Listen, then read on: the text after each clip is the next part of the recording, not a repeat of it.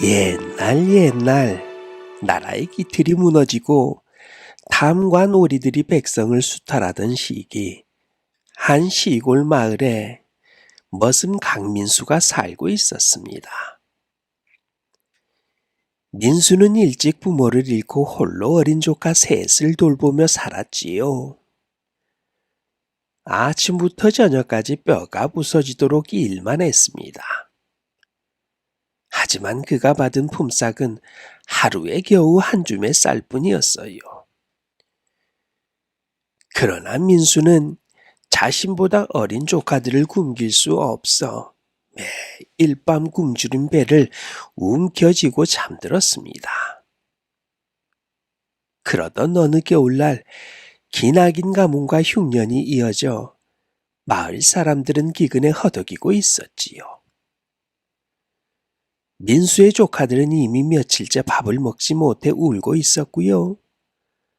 더는 참을 수 없었던 민수는 인근의 양반집으로 몰래 들어갔습니다. 그리고는 그곳 푸억해 쌓인 떡 한 접시를 가져 나오려던 민수는 하인을 만나 발각대고 말지요. 아니 이놈 어디서 우리 집 음식을 손에 대려 하느냐? 제발 용서해 주십시오. 조카들이 굶어 죽게 생겼습니다. 한 번만 눈 감아 주십시오. 하지만 양반집 사람들은 민수의 사정을 들으려 하지 않았습니다. 관아로 끌려간 민수는 절도죄로 10년형을 선고를 받습니다. 감옥에서의 삶은 인간 이하의 취급을 받으며 채찍질과 굶주림으로 이어졌지요. 살아남으려면 끊임없이 순종하고 고통을 견뎌내야 했습니다. 그런 와중에도 민수는 탈출을 시도했지만요. 결국 실패하고 형벌은 20년으로 늘어나게 되지요. 20년의 노역이 끝나고 민수가 마을로 돌아왔을 때 이미 조카들은 모두 굶주림과 병으로 죽고 없었습니다. 고향 사람들조차 민수를 도둑이라 손가락질하며 외면했지요. 상처받은 민수는 고향을 떠나 방랑길에 나섰습니다. 굶주리고 쓰러질 지경에 이른 민수는 어느 날 한 산사에서 스님 청담 선사를 만나게 되지요. 스님은 민수를 정성껏 보살피며 따뜻한 밥과 잠자리를 제공했습니다. 그러나 민수는 여전히 세상을 향한 원망을 떨쳐내지 못했지요. 하룻밤을 머물고 떠나기 전 민수는 스님의 은그릇을 훔쳐 달아났습니다. 하지만 관아에 붙잡혀 다시 스님 앞에 끌려갔을 때 스님은 관아의 관리들에게 이렇게 말을 합니다. 이 은그릇은 제가 그에게 준 것입니다. 이 사람은 저의 손님이에요. 그를 놓아주시오. 스님의 선한 행동과 말은 민수의 마음을 흔들었습니다. 강민수, 그대는 더 이상 죄인이 아니오. 이 은그릇은 새로운 시작을 위한 징표입니다. 민수는 눈물을 흘리며 자신의 삶을 새롭게 바꿀 것을 다짐을 했지요. 민수는 자신의 이름을 강태수로 바꾸고 먼 지방으로 떠나갔습니다. 그곳에서 그는 이름 없는 나그네로 시작해 성실함과 선량함으로 주목받으며 쌀 장사를 시작했지요. 태수는 모든 사람에게 친절하고 정직하게 대하며 신뢰를 쌓아갔습니다. 그렇게 몇 해가 지나자 그는 번성한 사업을 일구었고요. 부유한 상인으로 자리 잡았지요. 하지만 태수는 자신의 성공에 자만하지 않았습니다. 그는 과거의 죄책감을 안고 매일 아침 기도하며 스스로를 다스렸지요. 그의 삶에는 나눔과 봉사가 깃들었고요. 사람들은 그의 덕을 칭송하며 존경했습니다. 그러던 어느 날 한 젊은 여인이 태수의 쌀가게로 찾아왔습니다. 그녀의 이름은 선화였어요. 딸 가은과 함께 홀로 생계를 이어가고 있었지요. 선화는 4대 부와의 사이에서 딸을 가졌지만 신분 차이로 인해 버림받고 말았습니다. 그녀는 관아의 하급 관리로 일하며 근근히 살아가던 그때 끝내 병을 얻어 몸이 쇠약해져 버렸어요. 대수는 선화의 사정을 듣고 그녀를 자신의 가게에서 일하게 했습니다. 선화는 딸 가은을 위해 악착같이 일했지만요. 관아와 상인들에게 착취당하며 점차 병세가 악화되었지요. 결국 선화는 더 이상 버티지 못하고 태수의 집 앞에 쓰러졌습니다. 죽음을 앞둔 선화는 태수에게 마지막 부탁을 해요. 가은이는 제 전부입니다. 제가 죽더라도 이 아이를 보살펴 주세요. 태수는 선화의 손을 잡고 약속을 했습니다. 걱정 마시오. 내가 이 아이를 내 딸처럼 돌보겠소이다.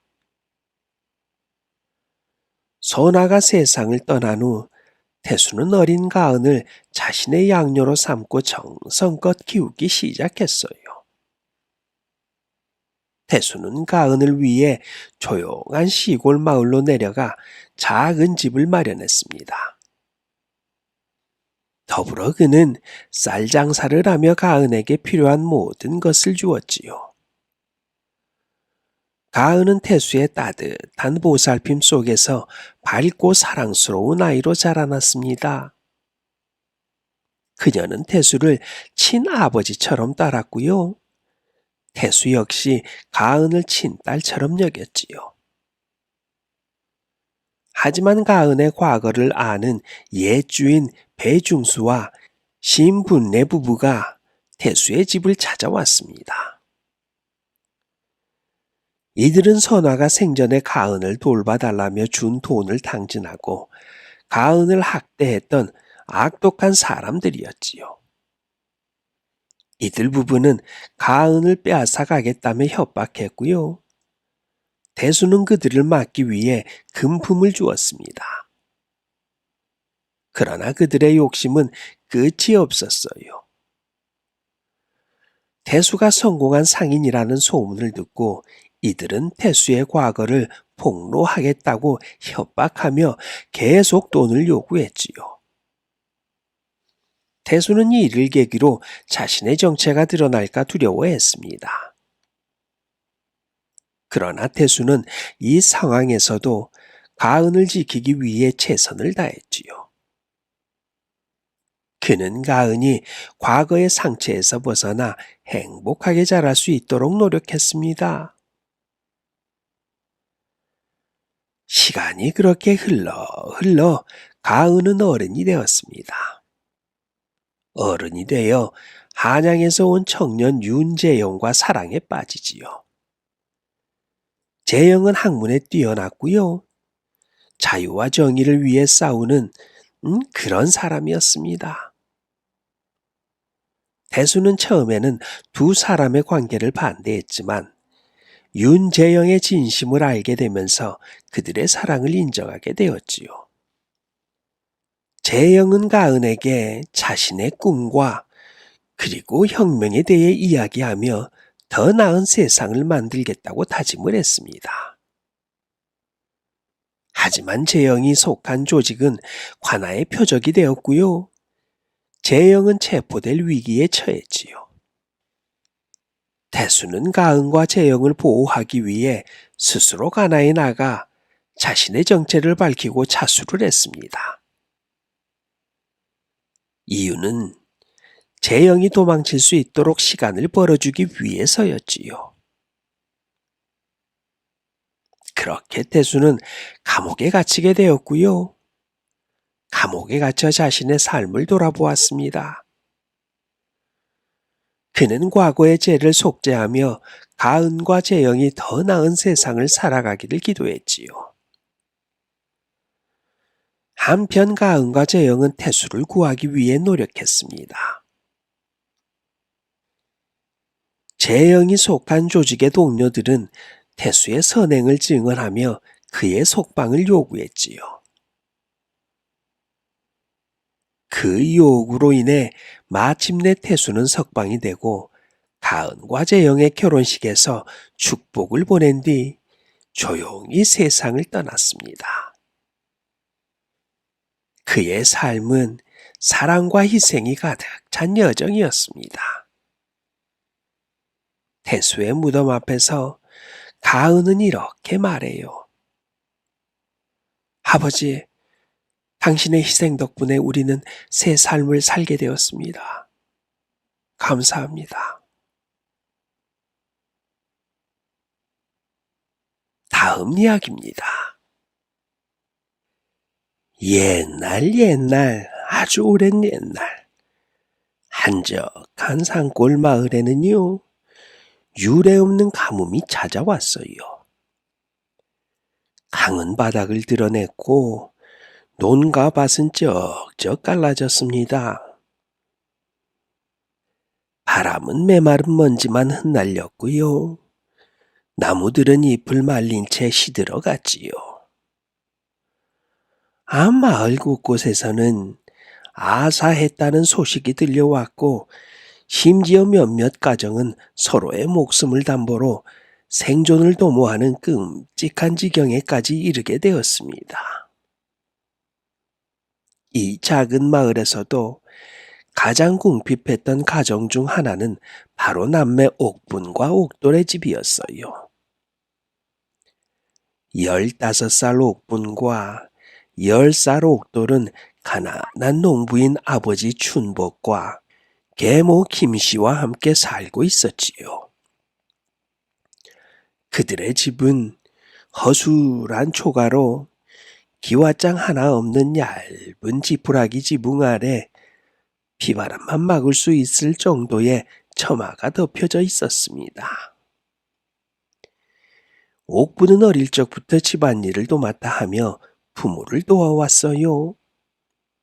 그녀는 언제나 동생 옥도를 품에 안고 아버지 춘복이 힘겹게 일구는 밭을 함께 지켰지요.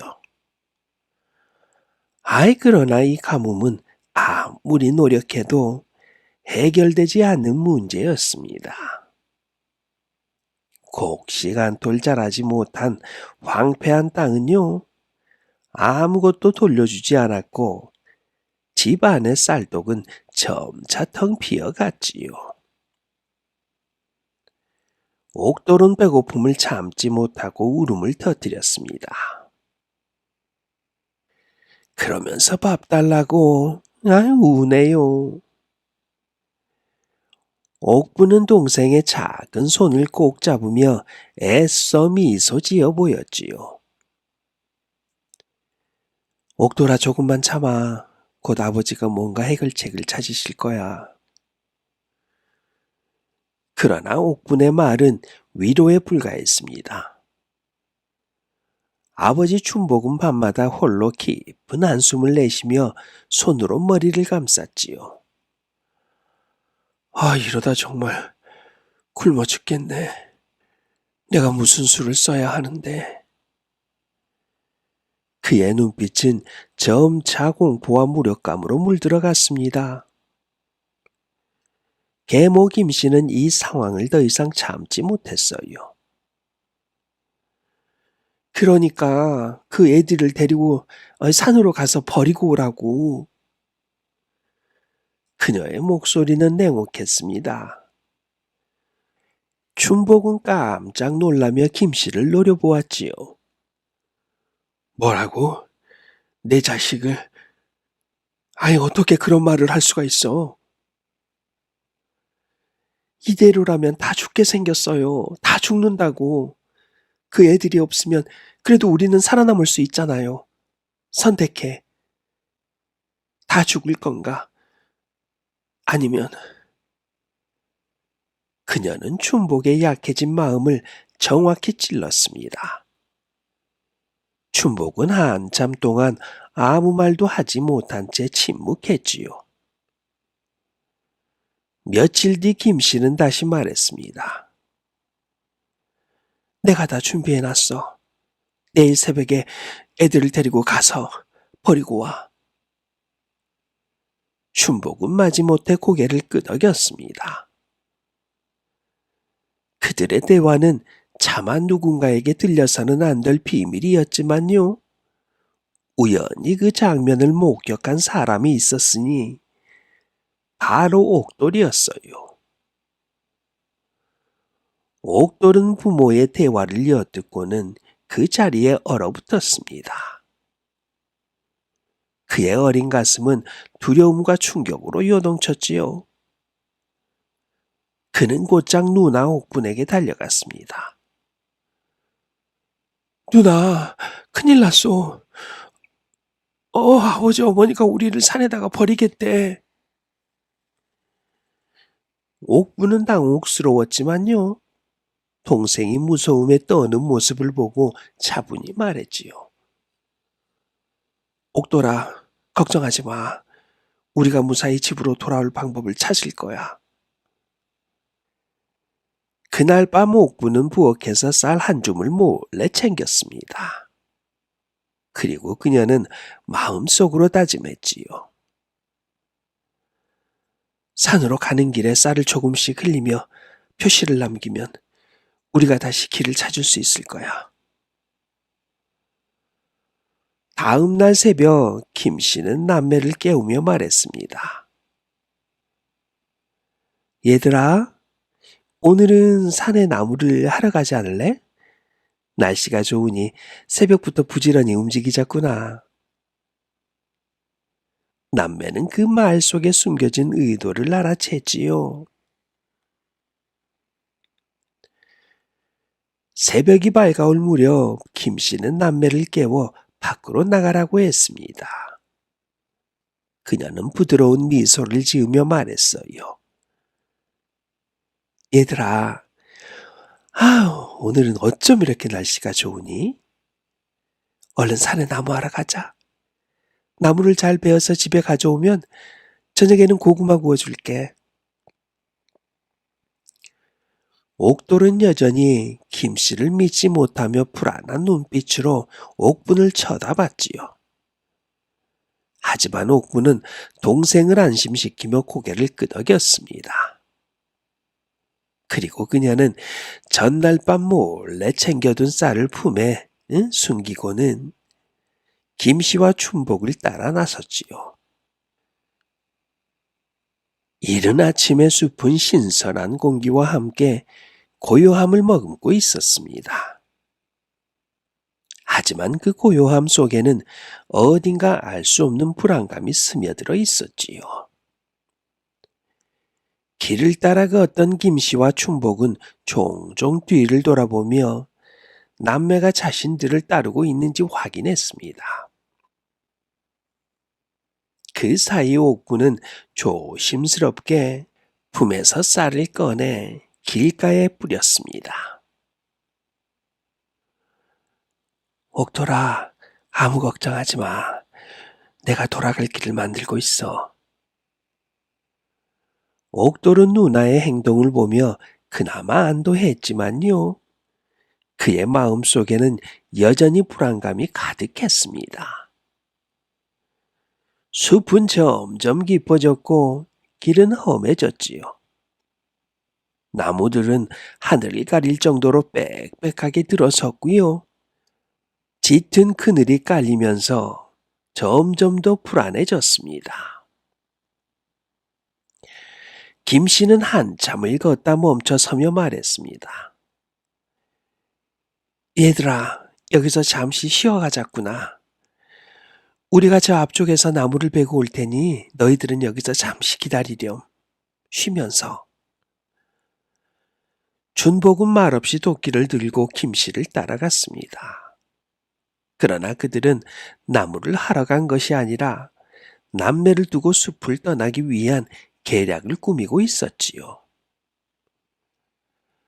숲이 깊은 탓에 남매는 그들의 발소리가 점점 멀어지는 것을 느낄 수가 있었지요. 시간이 흘러도 부모가 돌아오지 않자 옥돌은 점점 초조해졌습니다. 누나, 아버지랑 어머니가 왜 이렇게 안 와? 혹시 우리 두고 간 거 아니야?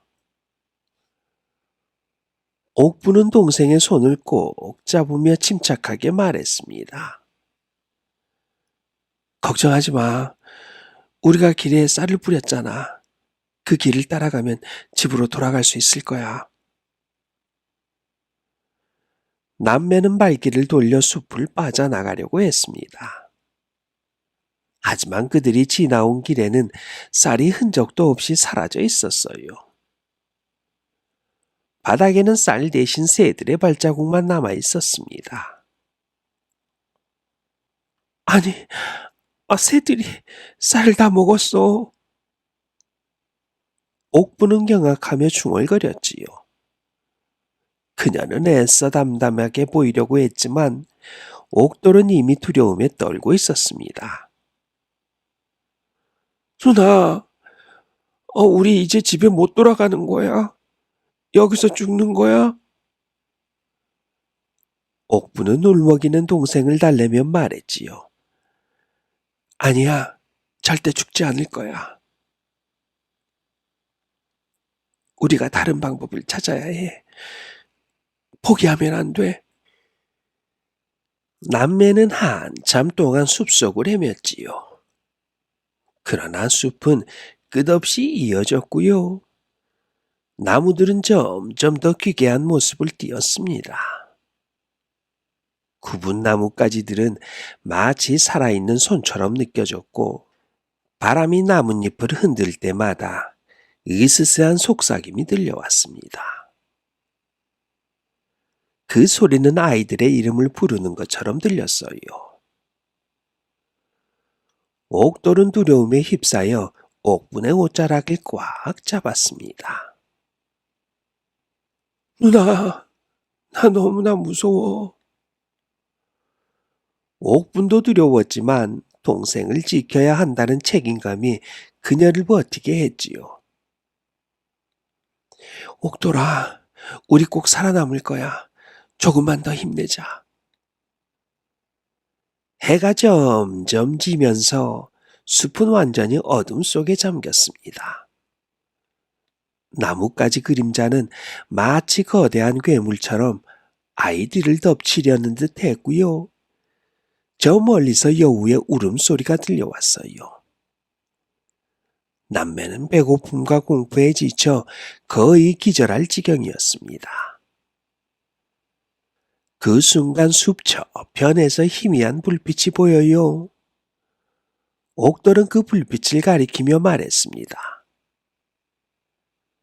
누나, 저기 봐, 불빛이 보여. 옥부는 마지막 힘을 다해 동생과 함께 그 불빛을 향해 걸어갔지요. 가까이 다가가자 그곳에는 기괴한 외관의 집이 있었습니다. 집의 벽은 떡으로 만들어져 있고요. 기둥은 엿으로 만들어져 있었어요. 그리고 지붕은 강정으로 뒤덮여 있었습니다. 남매는 굶주림에 지쳐 그 집을 바라보며 입맛을 다시기 시작했습니다. 누나, 이건 꿈이 아니야. 우리가 먹을 수 있는 집이 있어. 옥돌은 허겁지겁 집의 벽에서 떡 조각을 뜯어 입에 넣었지요.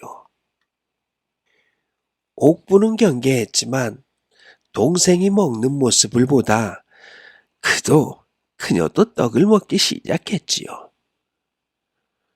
순간 집에서 이상한 목소리가 들려왔습니다. 누가 내 집을 먹고 있는 거야? 문이 벌컥 열리며 허리가 굽은 노파가 나타났어요. 그녀의 얼굴은 주름으로 가득했고요. 입가에는 기이한 미소가 떠올라 있었습니다. 아이고, 불쌍한 아이들. 배가 고팠구나. 얼른 들어와 따뜻한 음식을 먹고 쉬거라. 노파는 남매를 부드럽게 안내하며 집으로 들였지요. 그러나 그녀의 미소 뒤에는 무언가 음산한 기운이 느껴졌습니다.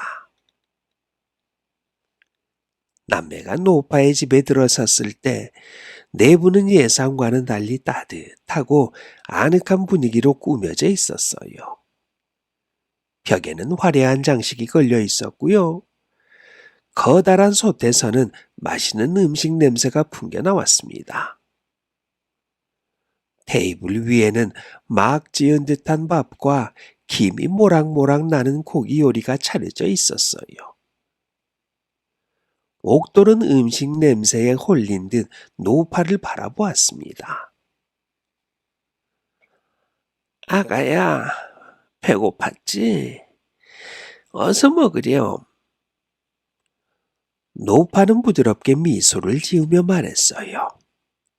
그녀의 목소리는 낮고 조용했지만 그 속에는 알 수 없는 섬뜩함이 숨어 있었습니다. 옥돌은 머뭇거리다가 결국 테이블 앞으로 달려가 음식을 집어먹기 시작했습니다. 그는 어겁지겁 음식을 삼키며 말했지요. 누나, 여기 너무 좋아. 이 할머니 너무 정말 착하셔. 하지만 옥부는 여전히 경계심을 늦추지 않았어요. 그녀는 노파의 미소가 마치 가면처럼 느껴졌습니다. 그리고 집안 구석구석에서는 알 수 없는 위화감이 느껴졌어요. 고맙습니다, 할머니. 하지만 저희는 잠깐 쉬고 나면 떠날 거예요. 옥부는 조심스럽게 말했습니다. 그녀는 동생을 지켜야 한다는 생각에 경계를 늦출 수가 없었지요. 노파는 부드럽게 웃으며 말했습니다. 아이고, 이 험한 숲에서 떠나겠다고? 얘야, 지금은 밤인데 어딜 간다는 거니? 여기서 푹 쉬고 내일 아침이 되면 떠나도 늦지 않을 거야. 그녀는 남매를 설득하며 방 한쪽에 놓인 푹신한 이부자리를 가리켰습니다.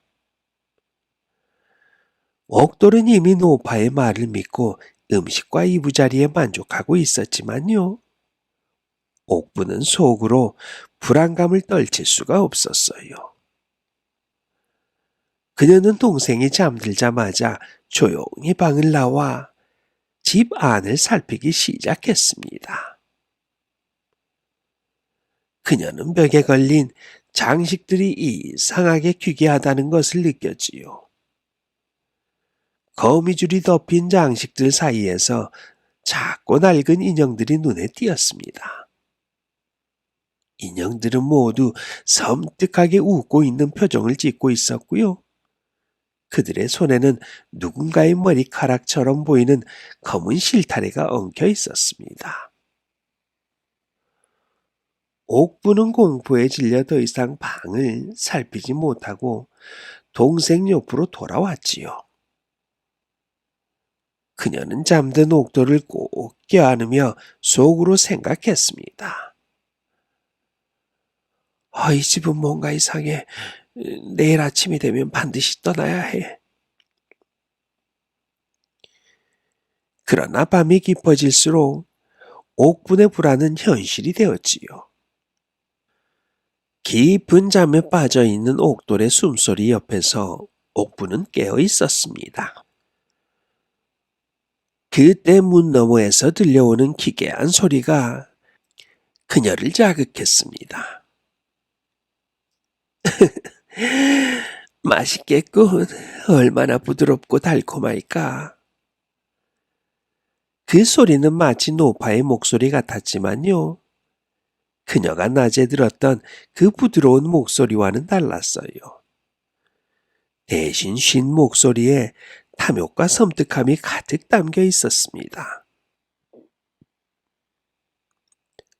옥부는 방 한쪽에 놓여 있는 작은 구멍을 통해 거실을 엿보았지요. 그녀는 자신의 눈을 의심할 수밖에 없었습니다. 노파는 커다란 칼을 들고 있었고요. 불가에서 끓고 있는 솥에 무언가를 집어넣고 있었지요. 그 모습은 사람이 아닌 무언가 괴물 같은 형체로 변하고 있었습니다. 내일 밤이 되면 완벽하겠지? 신선한 고기를 먹는 맛이 최고지 최고. 노파는 스스로 중얼거리며 웃음을 터뜨렸어요. 옥부는 숨을 죽이며 방으로 돌아와 옥도를 흔들어 깨웠습니다. 옥도라 일어나. 여기서 당장 떠나야 해. 하지만 깊은 잠이 든 옥돌은 일어나지 않았습니다. 그녀는 동생을 부축해 깨우려고 했지만요. 문이 갑자기 꽝 닫히며 그녀의 시선을 가로막았지요. 노파는 이미 방 앞에 서 있었습니다. 왜 이렇게 조급한 거니, 얘야? 아직 밤이 한참 남았는데. 노파의 말이 끝나기 무섭게 방 안의 공기는 얼어붙었습니다. 옥부는 노파의 눈빛에서 분명한 악의를 읽을 수 있었지요. 그것은 단순한 노인의 눈빛이 아니었습니다. 탐욕과 사악함이 가득 찬 붉은 빛이 그녀의 눈동자에서 번뜩였고요. 그녀의 입가에는 불쾌한 미소가 떠올랐지요.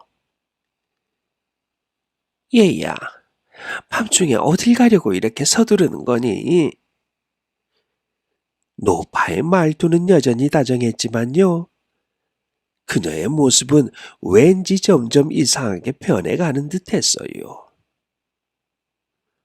굽은 허리가 점점 펴지고 마치 그림자가 확장되듯 그녀의 실루엣은 커져갔습니다. 옥부는 그 기괴한 광경에 숨이 막힐 것 같았어요. 옥부는 떨리는 목소리로 대답했습니다. 아무것도 아니에요. 동생이 잠에서 깬 것 같아요. 물을 좀 마시러 가려고 했어요. 노파는 그녀를 똑바로 쳐다보며 씩 웃었지요. 그렇다면 굳이 방을 나갈 필요는 없지 않니? 내가 물을 가져다 줄게. 그 말이 끝나자마자 방 안의 문이 저절로 닫히며 빗장이 걸렸습니다. 노파는 천천히 방에서 나갔지요. 옥부는 그녀가 사라지자마자 옥도를 흔들어 깨우려고 했습니다. 옥도라 정신 차려. 지금 여기서 나가지 않으면 우리 큰일 나. 하지만 옥돌은 여전히 깊이 잠들어 있었어요. 그의 얼굴은 창백했고 몸은 차갑게 식어 있었습니다. 옥부는 동생 옥돌의 숨소리를 확인하고는 경악했어요. 옥돌은 마치 깊은 마취에 취한 듯 흔들어도 깨어날 기미가 없었습니다. 할머니가 무슨 짓을 한 거야? 옥부는 이를 악물었어요. 그녀는 주변을 둘러보며 탈출할 방법을 찾았습니다. 그러나 방 안은 생각보다 텅 비어 있었고요. 창문은 밖에서 단단히 잠겨져 있었지요. 그때 바닥에서 이상한 소리가 들려왔습니다. 방 한쪽 구석에 깔린 낡은 돗자리 아래에서 희미한 떨림이 느껴졌습니다. 옥부는 돗자리를 들어 올렸지요. 그곳에는 작은 덮개가 있었고요. 덮개를 열자 어두운 지하실로 이어지는 계단이 나타났어요. 옥부는 망설임 없이 지하실로 내려갔습니다. 계단 아래는 칠흑같이 어두웠고요. 코를 찌르는 악취가 진동했지요. 그녀는 눈앞을 더듬으며 손으로 벽을 잡고 천천히 내려갔습니다. 지하실은 축축하고 음침했어요. 그녀는 바닥에 닿자마자 발 밑에서 무언가가 밟히는 느낌을 받았습니다. 옥부는 몸을 떨며 그 물체를 만져보았어요. 그것은 썩은 고기였습니다. 아유, 여긴 대체 뭐야? 그녀는 두려움에 차 중얼거렸지요. 지하실 안쪽으로 더 들어가자 벽에는 쇠사슬과 피로 얼룩진 흔적들이 보였어요. 벽의 쇠사슬에는 작은 뼈 조각들이 매달려 있었고요. 그것은 명백히 사람의 뼈였습니다. 옥부는 구토를 참으며 지하실 깊숙이 들어갔지요. 그곳에서 그녀는 한 아이의 낡은 신발을 발견했습니다. 신발 안에는 낡은 글씨로 이름이 적혀져 있네요. 수복. 수복은 몇 달 전 마을에서 실종된 아이였습니다. 옥부는 온몸에 소름이 돋았어요. 노파가 단순한 괴짜가 아니었습니다. 그녀는 사람을 잡아먹는 잔혹한 괴물이었던 거예요. 옥부는 지하실을 빠르게 빠져나와 다시 방으로 돌아왔습니다. 그녀는 의식을 잃은 옥도를 안고 탈출 계획을 세웠지요. 반드시 살아남아야 해. 무슨 일이 있어도. 그녀는 동생을 살릴 방법을 찾기 위해 필사적으로 문을 열려고 했습니다. 하지만 방의 문은 요지부동이었어요. 그때 노파의 발소리가 멀리서 들려왔습니다. 그녀는 돌아오고 있었어요. 옥부는 방 안에서 사용할 수 있는 무기를 찾았지요. 그때 방 한쪽 구석에서 낡은 부엌칼을 발견한 그녀는 그것을 손에 꼭 쥐었습니다. 노파가 방에 들어오자 옥부는 칼을 겨누며 소리쳤지요. 이제 그만둬. 우리를 놓아주세요.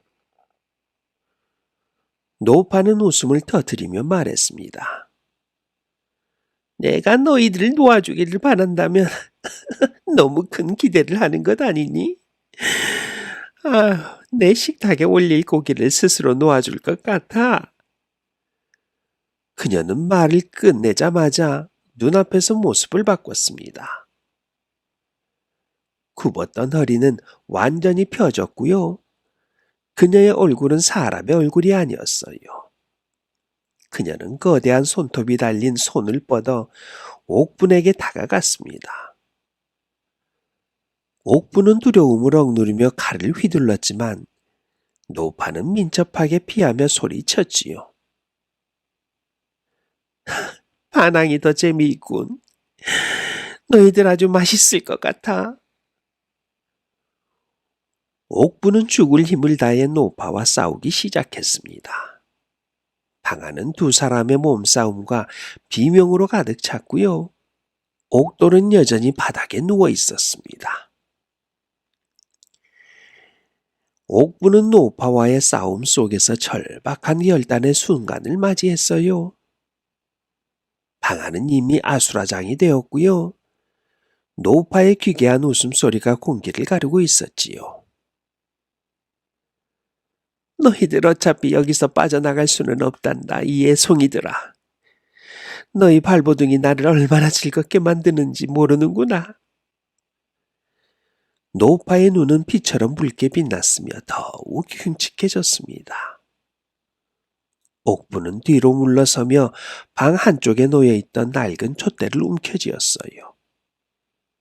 그녀는 이를 악물고 노파를 향해 소리쳤습니다.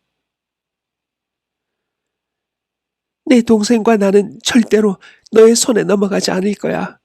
그리고 나도 여기서 죽지 않아. 우리 동생도 마찬가지고. 노파는 고웃음을 치며 천천히 다가왔습니다.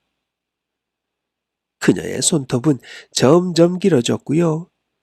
피부는 창백한 회색으로 변하며 거미줄처럼 얽힌 주름이 드러났지요. 그럼 한번 해보거라. 너희들이 얼마나 버틸 수 있는지. 옥부는 손에 들고 있던 촛대를 휘둘렀습니다. 촛대 끝이 노파의 얼굴에 닿자 찰나의 순간 그녀는 뒤로 물러서며 괴성을 질렀지요. 아니, 아니, 감히 내 얼굴에 흠집을 내다니. 그 틈을 타 옥부는 동생 옥돌에게 달려갔습니다. 그는 여전히 깊은 잠에 빠져 있었고요. 옥부는 그의 얼굴을 두드리며 필사적으로 소리쳤지요. 옥돌아, 제발 일어나. 우리 여기서 나가야 해. 하지만 옥돌은 미동조차 하지 않았습니다. 절망이 그녀의 가슴을 짓눌렀지요. 이 상황에서 그녀가 동생을 데리고 탈출할 수 있을까요? 하지만 옥부는 포기하지 않았습니다. 그녀는 동생의 팔을 붙잡고 방문 쪽으로 끌고 가며 다시 한번 탈출을 시도했지요. 그러나 노파는 이미 다시 그녀의 앞을 막아섰습니다. 아무리 노력해도 소용없단다. 이 집은 너희 같은 어리석은 인간들을 위한 무덤일 뿐이야. 노파는 날카로운 이빨을 드러내며 웃음을 터뜨렸습니다. 옥부는 동생을 보호하기 위해 노파와 다시 맞섰어요. 그녀는 방 안에 있던 모든 물건을 무기로 사용하며 노파를 공격했지요. 촛대의 의자, 심지어 부러진 나무까지 말입니다. 그녀는 모든 것을 동원했어요. 그러나 노파는 마치 불사신처럼 그녀의 공격을 받아내며 점점 더 그녀를 몰아세웠습니다. 그 순간 옥분의 손에 하나의 낡은 병이 닿았습니다. 그것은 지하실에서 본 적이 있던 병이었어요. 병 안에는 피 같은 붉은 액체가 들어있었고요. 그 위에는 이상한 문양이 새겨져 있었습니다. 노파는 그녀의 손에 든 병을 보자마자 눈이 커지며 소리쳤습니다. 그걸 내려놔. 그 병은 네가 감당할 수 없는 것이야.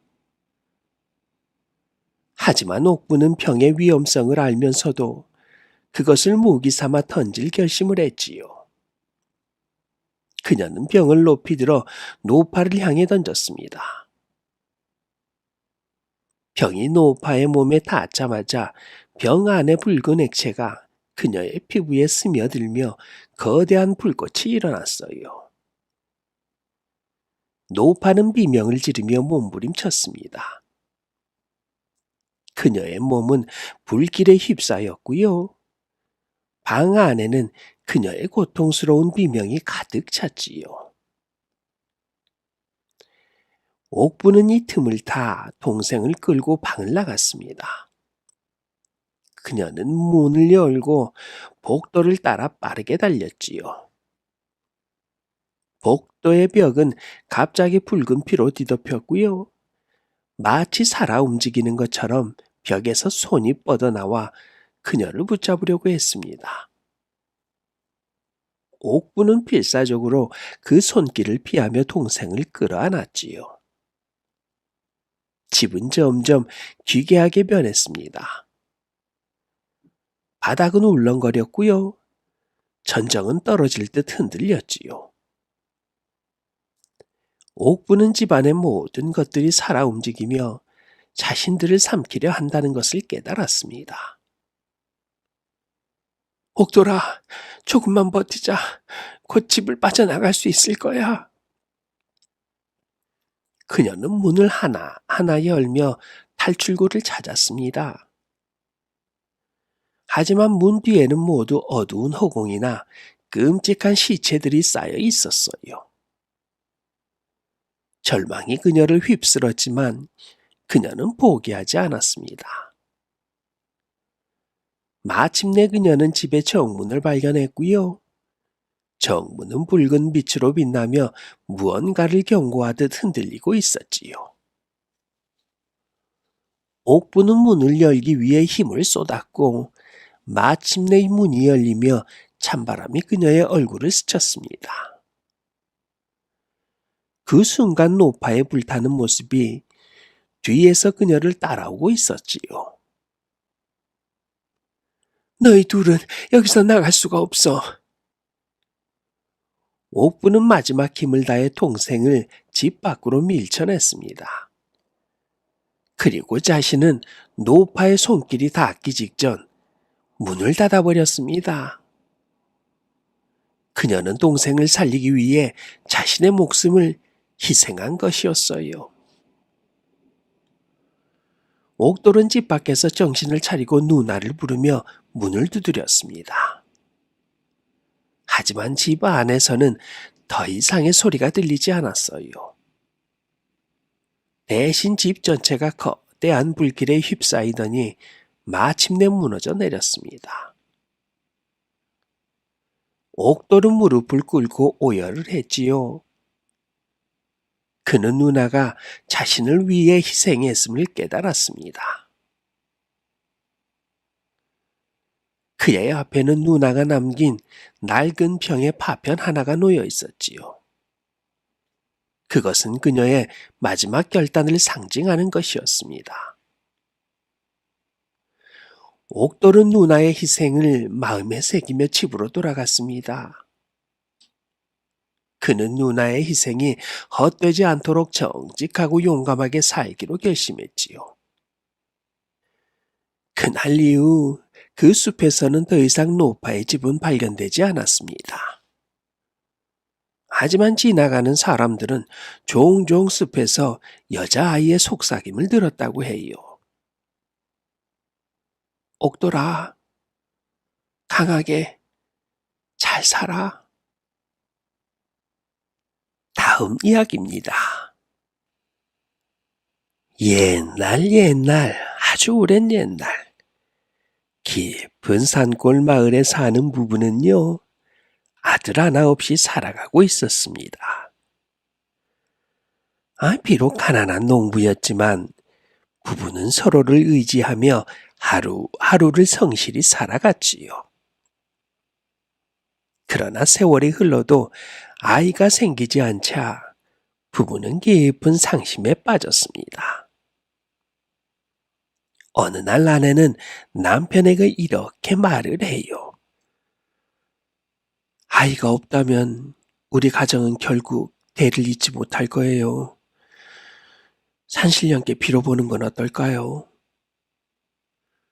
남편은 아내의 말에 동의하고 이른 새벽 산으로 올라가 정성껏 기도를 올렸습니다.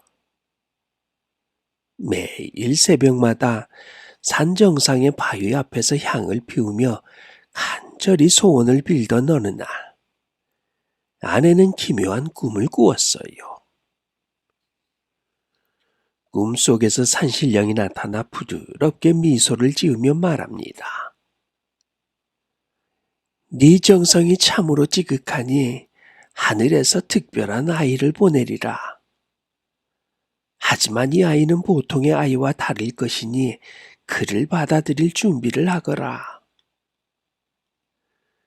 그리고 얼마 지나지 않아 아내는 아이를 잉태했고요. 10달 후 한 남자아이가 태어났습니다. 아이는 건강했고 울음소리도 컸지만 아이 이상하게도 팔이 4개였어요. 부부는 처음엔 놀라고 두려워했지만요. 산신령이 예고한 일이었기에 아이를 소중히 키우기로 결심했습니다. 이 아이는 하늘이 준 선물이야.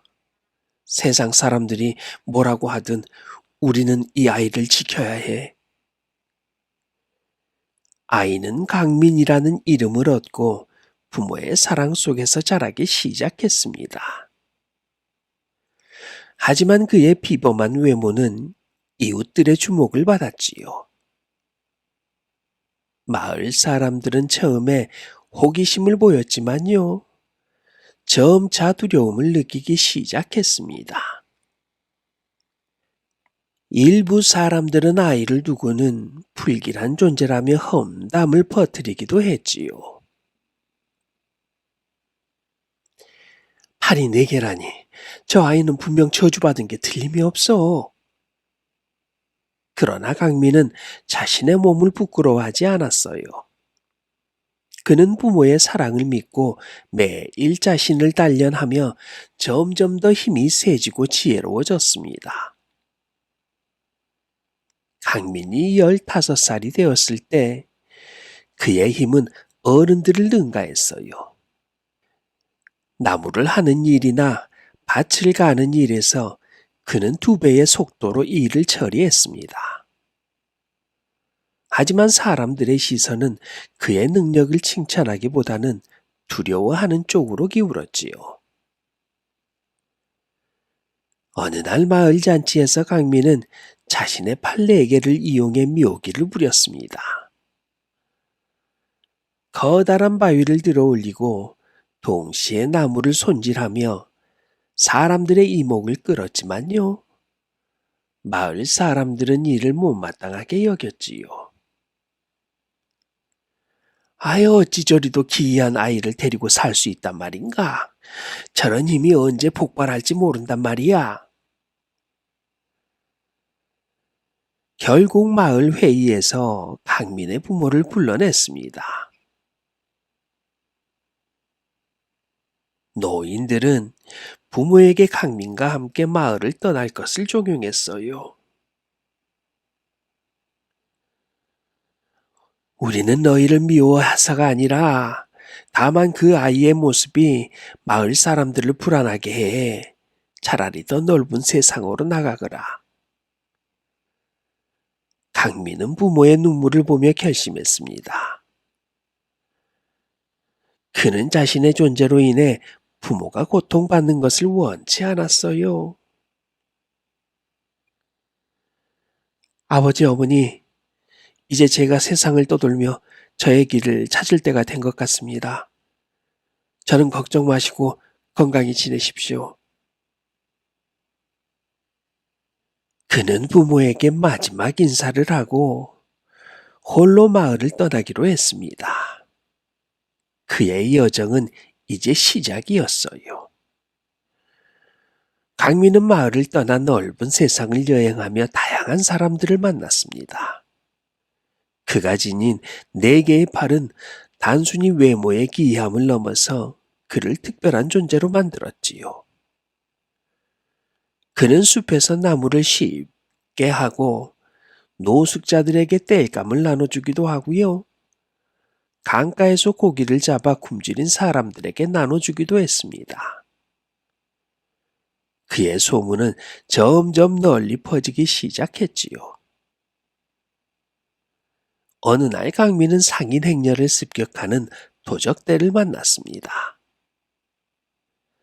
상인들은 도적들에게 물건을 빼앗기고 울부짖었지요.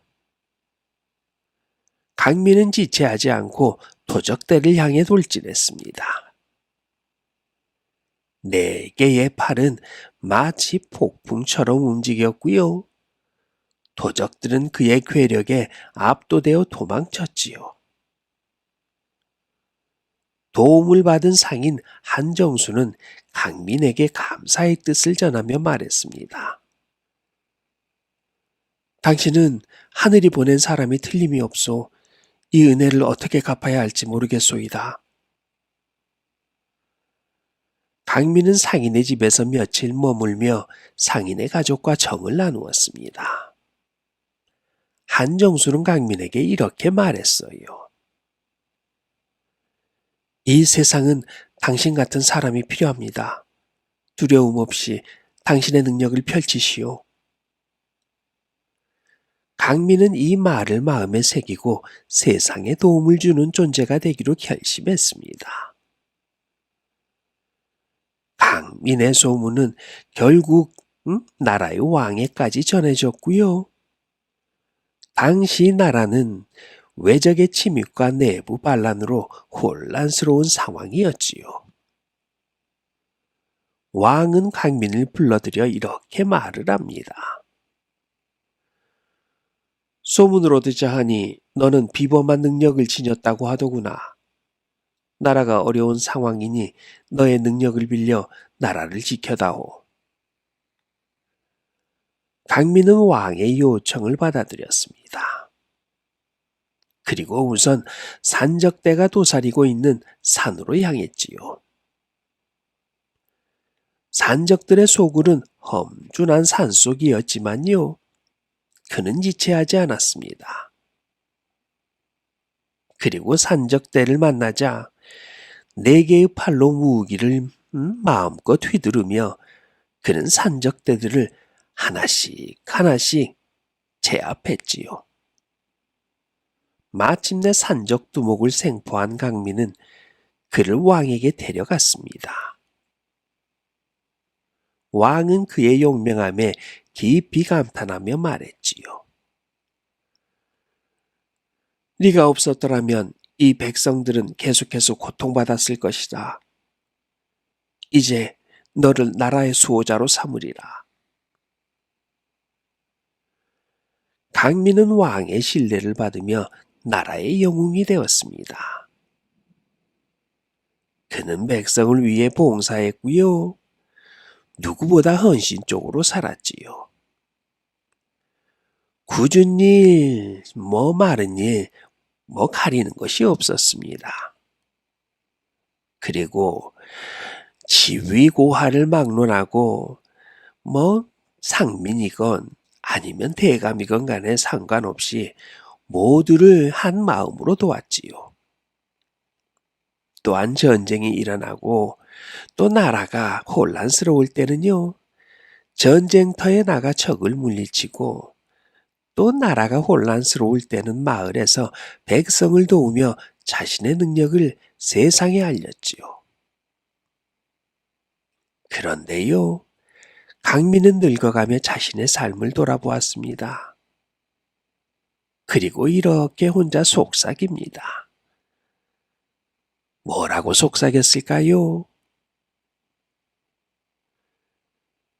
하늘이 내게 준 이 능력은 내 자신을 위해 쓰라고 준 것이 아니었다. 나는 이 능력으로 사람들에게 도움을 주었으니 이제 내 삶의 후회는 없다. 강민이 마지막 눈을 감을 때에도요. 평온하게 그렇게 눈을 감았습니다. 사람들은 그의 이름을 영웅으로 기억했지요. 그리고 그 이야기는요. 나라에 널리 퍼져 사람들에게 희망과 용기를 주는 이야기가 되었습니다. 옛날 가난한 신분에서 출발했지만요. 억척같이 일해서 수만 양을 모은 백정이 살고 있었습니다. 이 백정은 자신이 부자가 되어도 여전히 천한 백정으로 천대받으며 살고 있었지요.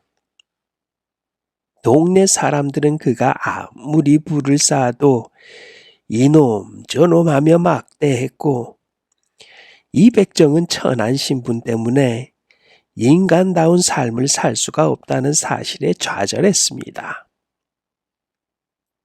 그 시절 이웃에는 윤씨성을 가진 양반이 살고 있었어요.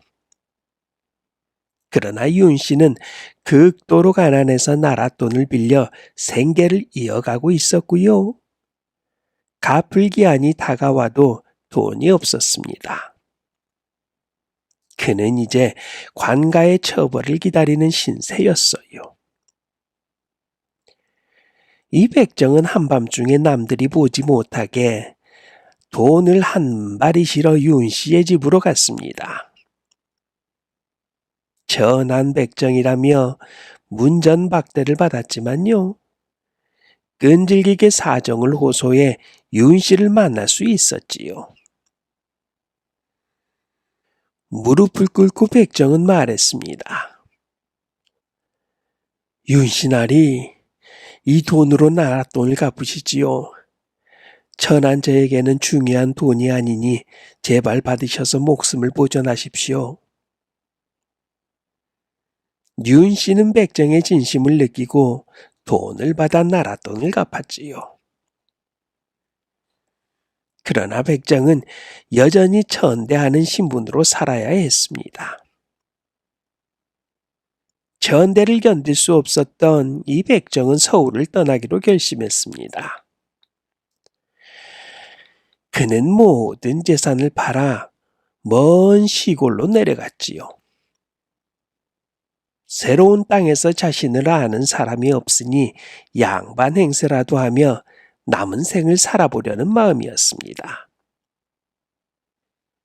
시골에 도착한 백정은 양반들 사이에서 조용히 살아갔지요. 그런데 양반 행세를 하려다 보니 본래 백정이었던 이 사람은 예의범절도 사대부의 생활 방식도 몰라 두문불출했습니다. 그 시골 양반들은 그의 행동을 보고 수군거렸지요. 저자가 진짜 양반이라면 어찌 저리 집에만 처박혀 있을까? 필시 근본 없는 상놈일게야. 어느 날 밤 술 한 잔에 고민하던 이 백정 앞에 붉은 빛을 내뿜는 도깨비가 나타났습니다. 백정이여, 나와 거래를 하지 않겠느냐? 나는 네가 억울한 신분에서 벗어나고 싶어하는 마음을 알고 있다. 내가 도와주지. 백정은 도깨비를 경계하면서도 그의 말에 귀를 기울였습니다. 도깨비는 백정에게 황금으로 만든 붓과 도장을 건네며 말했지요. 이것으로 네가 원하는 신분을 적어라. 그러면 모두가 너를 진짜 양반으로 믿게 될 거야. 대신 나중에 내 부탁 하나만 들어줘야 한다. 백정은 기회를 놓치지 않고 윤씨 대감의 매형이라고 적었습니다. 그 순간 그의 신분은 대감과 연줄이 있는 양반으로 바뀌었지요. 백정이 도깨비의 도움으로 양반 행세를 하며 살던 어느 날 그의 거짓말이 소문을 타고 암행어사의 귀에까지 들어갔습니다. 공교롭게도 이 암행어사는요, 윤씨 대감의 맏아들이었어요. 윤 대감에게 매형이 있다는 소문에 의문을 품은 암행어사는 백정의 집을 찾아갔습니다. 당신이 윤 대감의 처남이라고 하던데 내가 바로 그 윤 대감의 아들이요. 대체 무슨 연유로 이런 말이 도는 것이오? 백정은 그 자리에서 머리를 조아리며 거짓말을 실토했지요. 그는 자신의 처지를 고백하며 암행어사의 도움을 간청했습니다. 암행어사는 백정의 과거를 알게 되고 아버지가 늘 칭송하던 은인임을 깨달았지요. 암행어사는 도깨비의 마법이 깃든 붓을 보고 의아해하며 물었습니다. 그 붓은 당신에게 신분을 주었겠지만 조심하십시오. 그것은 고약한 산신령의 물건입니다. 당신을 위태롭게 할 수도 있어요. 그 말은 진실이었습니다. 백정의 거짓 신분을 눈치챈 산신령이 등장해 백정을 시험하기 시작한 것이었어요. 암행어사가 떠난 지 며칠 후 산신령은 인간의 모습으로 나타나 백정에게 위협을 가했습니다. 네가 도깨비와 거래를 했구나. 아이, 인간 백정, 아이, 네가 가진 신분은 가짜일 뿐이야.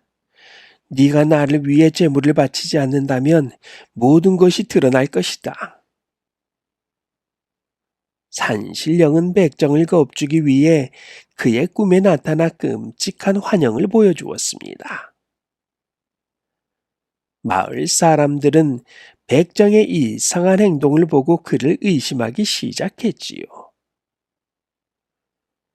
그때 암행어사가 다시 백정을 찾아와 도깨비와 산신령의 이야기를 듣고 말했습니다.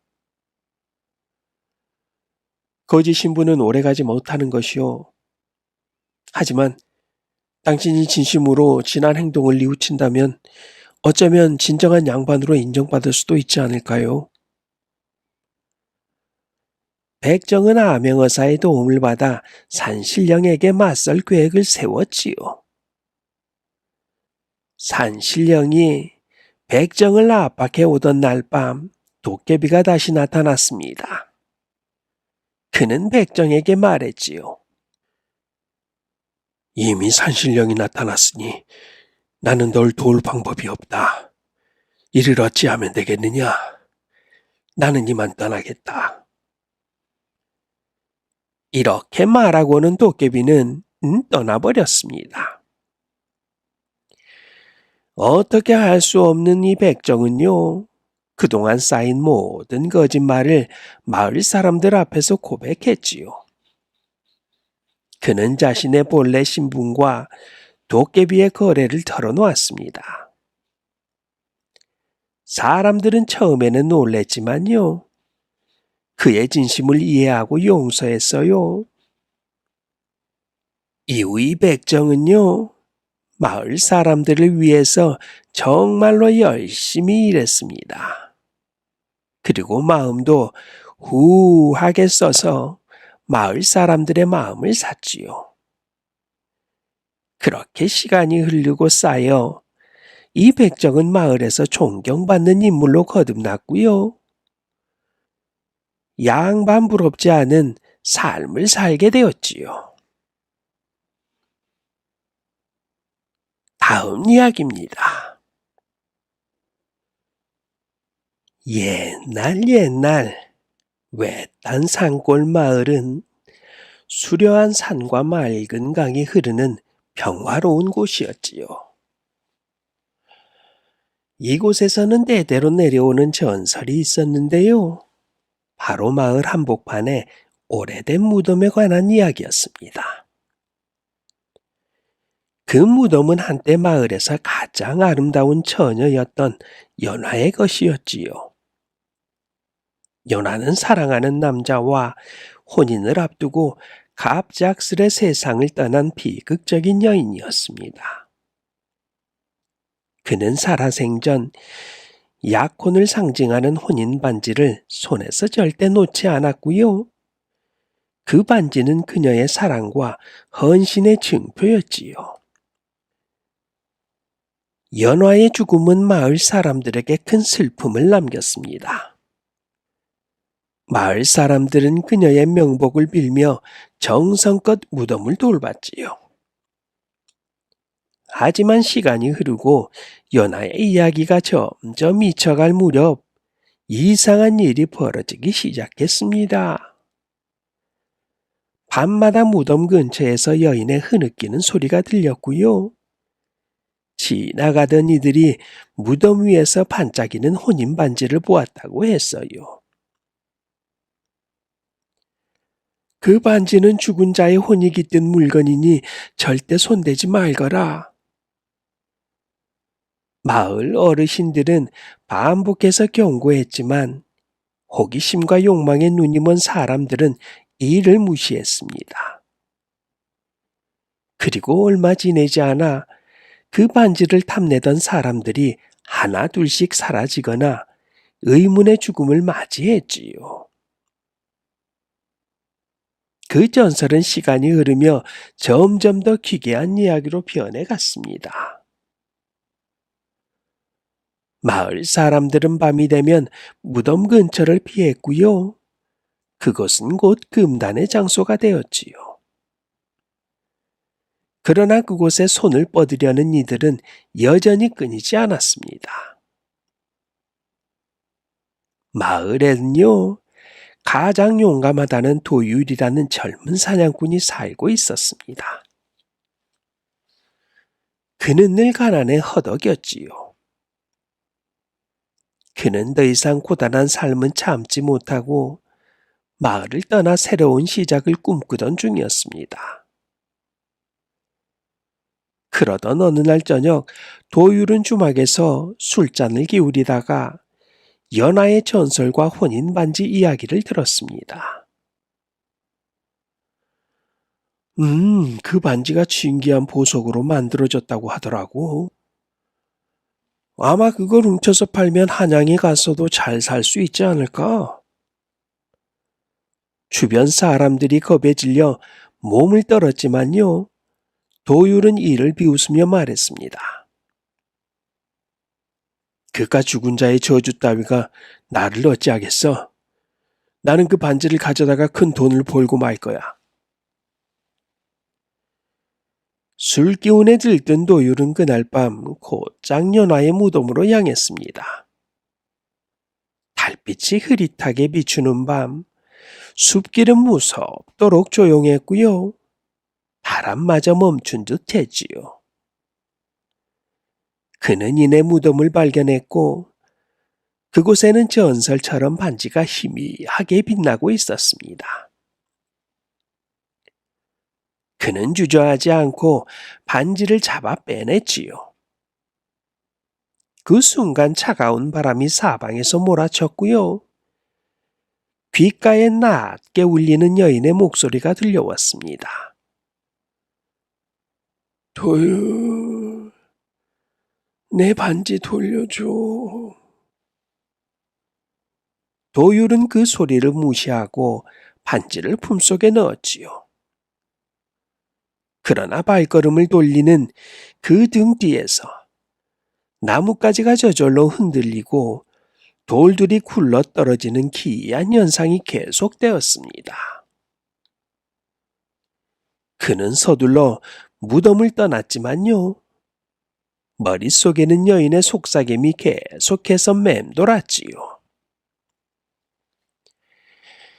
다음 날부터 도율의 삶은 전혀 다른 모습으로 변하기 시작했습니다.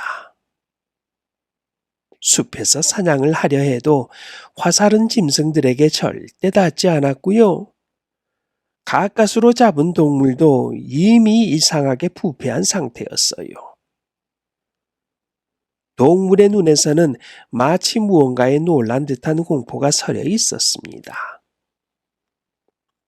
밤이 되면 도율의 방 안에는 이상한 소리와 기운이 감돌았고요. 벽에는 피로 새겨진 글자 같은 것이 나타났다가 사라졌고 거울 속에서는 그의 뒤에 서 있는 여인의 그림자가 어른거렸습니다. 반지를 돌려줘. 너는 나의 소중한 것을 훔쳤어. 그는 점차 잠을 이루지 못했고요. 꿈에서도 여인이 나타났지요. 그녀는 피 묻은 손으로 그의 목을 조르며 말했습니다. 내 반지를 돌려줘야 너도 편히 잠들 수 있을 거야. 며칠이 지나자 도율의 몸은 점점 쇠약해졌습니다. 그는 열이 펄펄 끓었고 피부는 창백하게 변했지요. 그는 더 이상 견딜 수 없었습니다. 도율은 마을 어르신을 찾아가 자신의 잘못을 털어놓았지요. 제가 잘못했습니다. 그 반지를 훔친 것은 저입니다.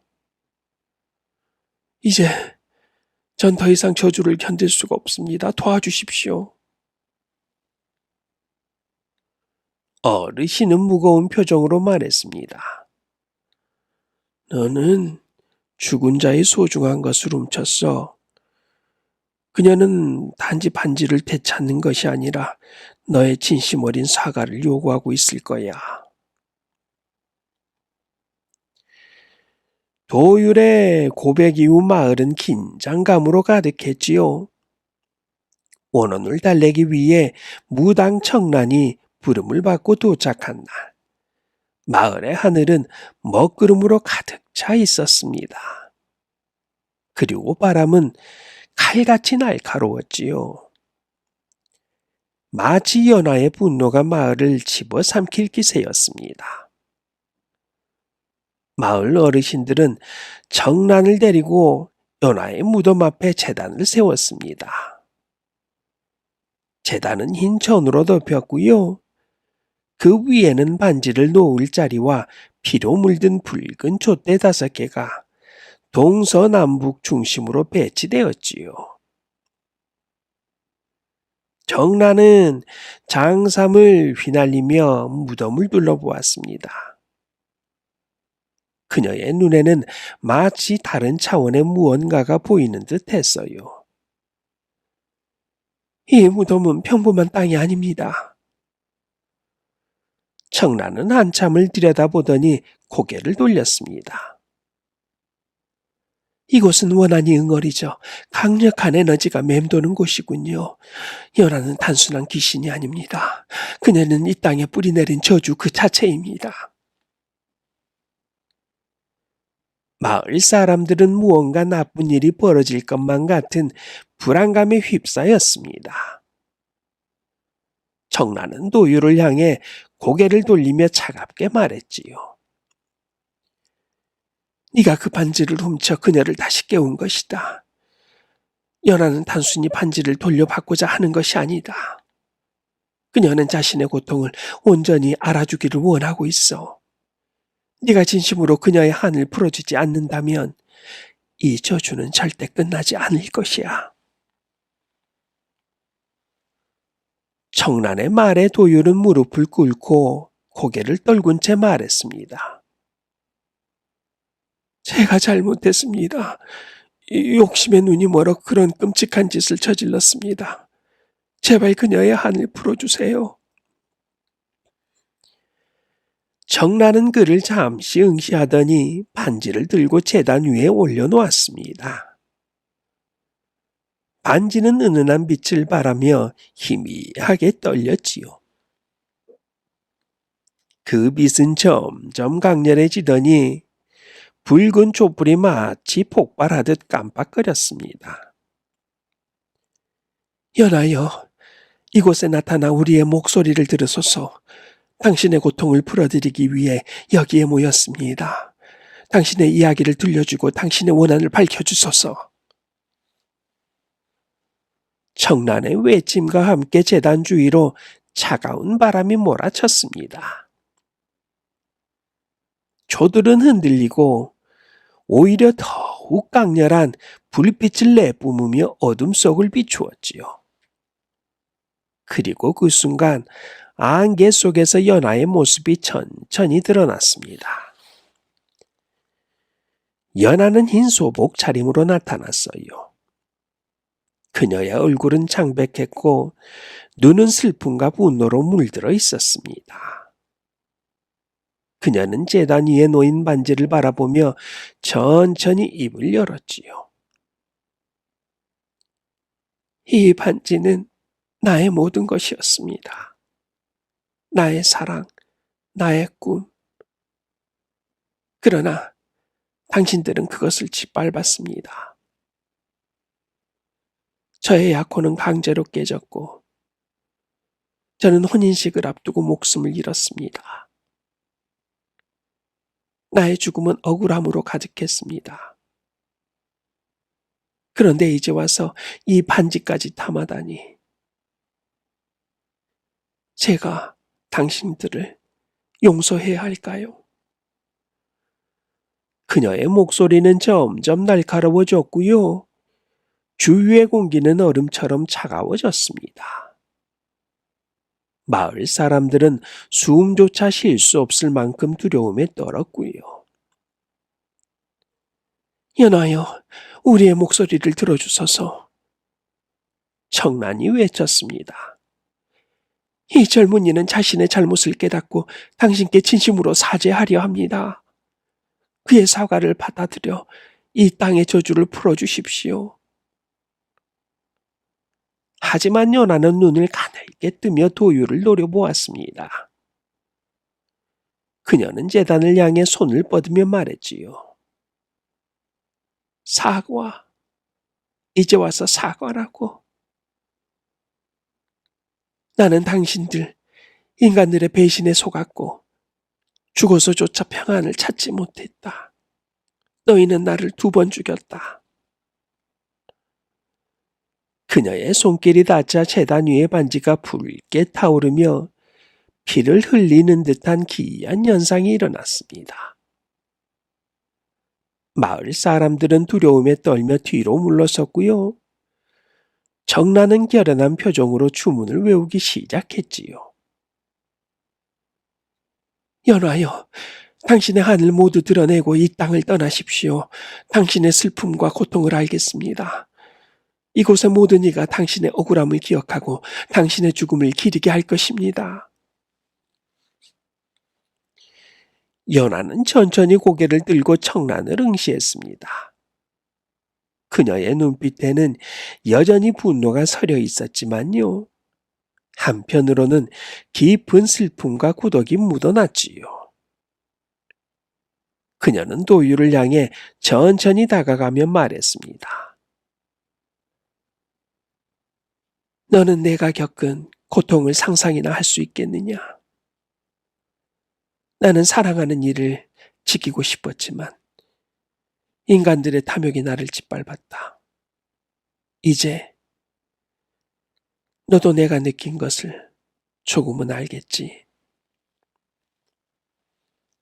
도율은 눈물을 흘리며 무릎을 꿇었습니다. 연하님, 제 욕심 때문에 당신의 고통을 더 깊게 만든 저는 죄인입니다. 부디 저를 용서하시고 이 마을과 사람들을 위해 당신의 한을 풀어주십시오.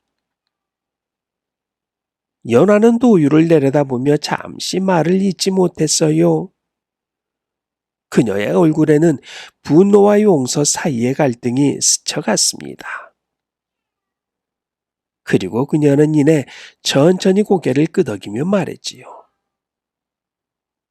너의 사과를 받아들이겠다.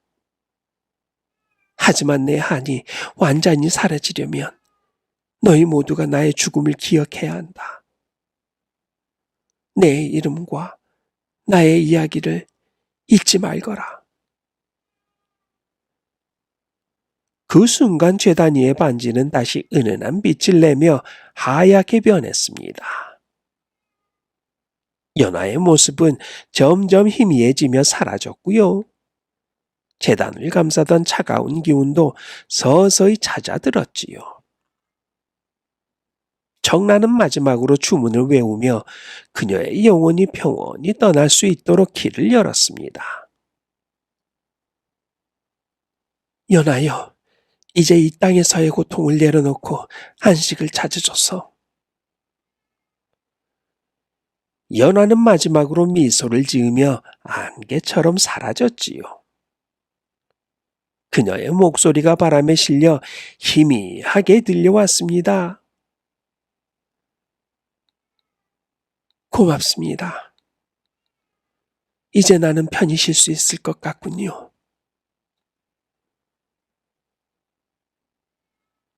마을은 다시 평화를 되찾았고 연화의 무덤은 마을 사람들이 소중히 돌보는 장소가 되었습니다. 도율은 자신의 잘못을 뉘우치며 정직하고 겸손한 삶을 살기로 결심했지요. 마을 사람들은 이 일을 교훈 삼아 죽은 자의 물건을 탐내지 않았으며 그들의 안식을 존중하기로 했습니다. 연화의 반지는 신성한 제단에 보관되었고요. 마을 사람들은 매년 그녀를 위한 제사를 지내며 그녀의 사랑과 희생을 기렸지요. 다음 이야기입니다.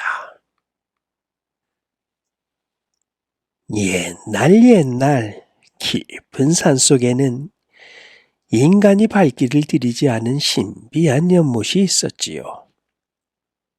그의 연못은 늘 짙은 안개에 쌓여 있었고요. 주변은 이상하리만큼 고요했습니다. 이곳을 아는 사람들은 이곳을 하늘의 연못이라고 부르며 두려워했지요. 그곳은 신령의 영역이라네. 욕심 많은 자가 그곳에 발을 들이면 목숨을 부지하지 못할 거야. 마을 사람들은 그렇게 경고했지만 호기심과 욕망을 가진 사람들은 가끔 이 경고를 무시하고 연못으로 향했습니다. 그러나 그들 중 살아 돌아온 이는 없었어요. 젊은 나무꾼 윤석은요, 이 전설에 무관심했습니다. 그는 가난하고 외로웠어요. 매일 숲에서 나무를 베어 생계를 이어가며 부유하고 편안한 삶을 꿈꿨지요. 그러던 어느 날 그는 술에 취한 마을 청년들에게서 연못에 대한 소문을 듣게 되었습니다. 연못에 나타난다는 선녀들이 하늘 옷을 입고 춤을 춘다지. 그 옷을 훔치면 그녀를 자신의 아내로 삼을 수 있다더군. 하지만 그런 짓을 했다가는 저주받고 말 거야. 그깟 저주가 무슨 대수야. 하늘에서 내려온 선녀라면 분명 인간과는 비교할 수 없는 미모일 텐데. 윤석은 이 말을 듣고 마음속에 불길한 욕망이 싹 텄습니다. 내가 만약 그 선녀를 붙잡는다면 이 비루한 삶을 끝낼 수 있을 거야. 그는 전설을 확인하기 위해 숲으로 향하기로 결심했지요. 윤석은 어두운 밤 달빛이 흐릿하게 비추는 가운데 연못으로 향했습니다. 그곳은 낮과는 전혀 다른 세상이었지요. 나뭇가지들은 인간의 손길을 거부하듯 엉켜 있었고요. 한 걸음씩 내디딜 때마다 낙엽들이 기괴한 소리를 냈습니다.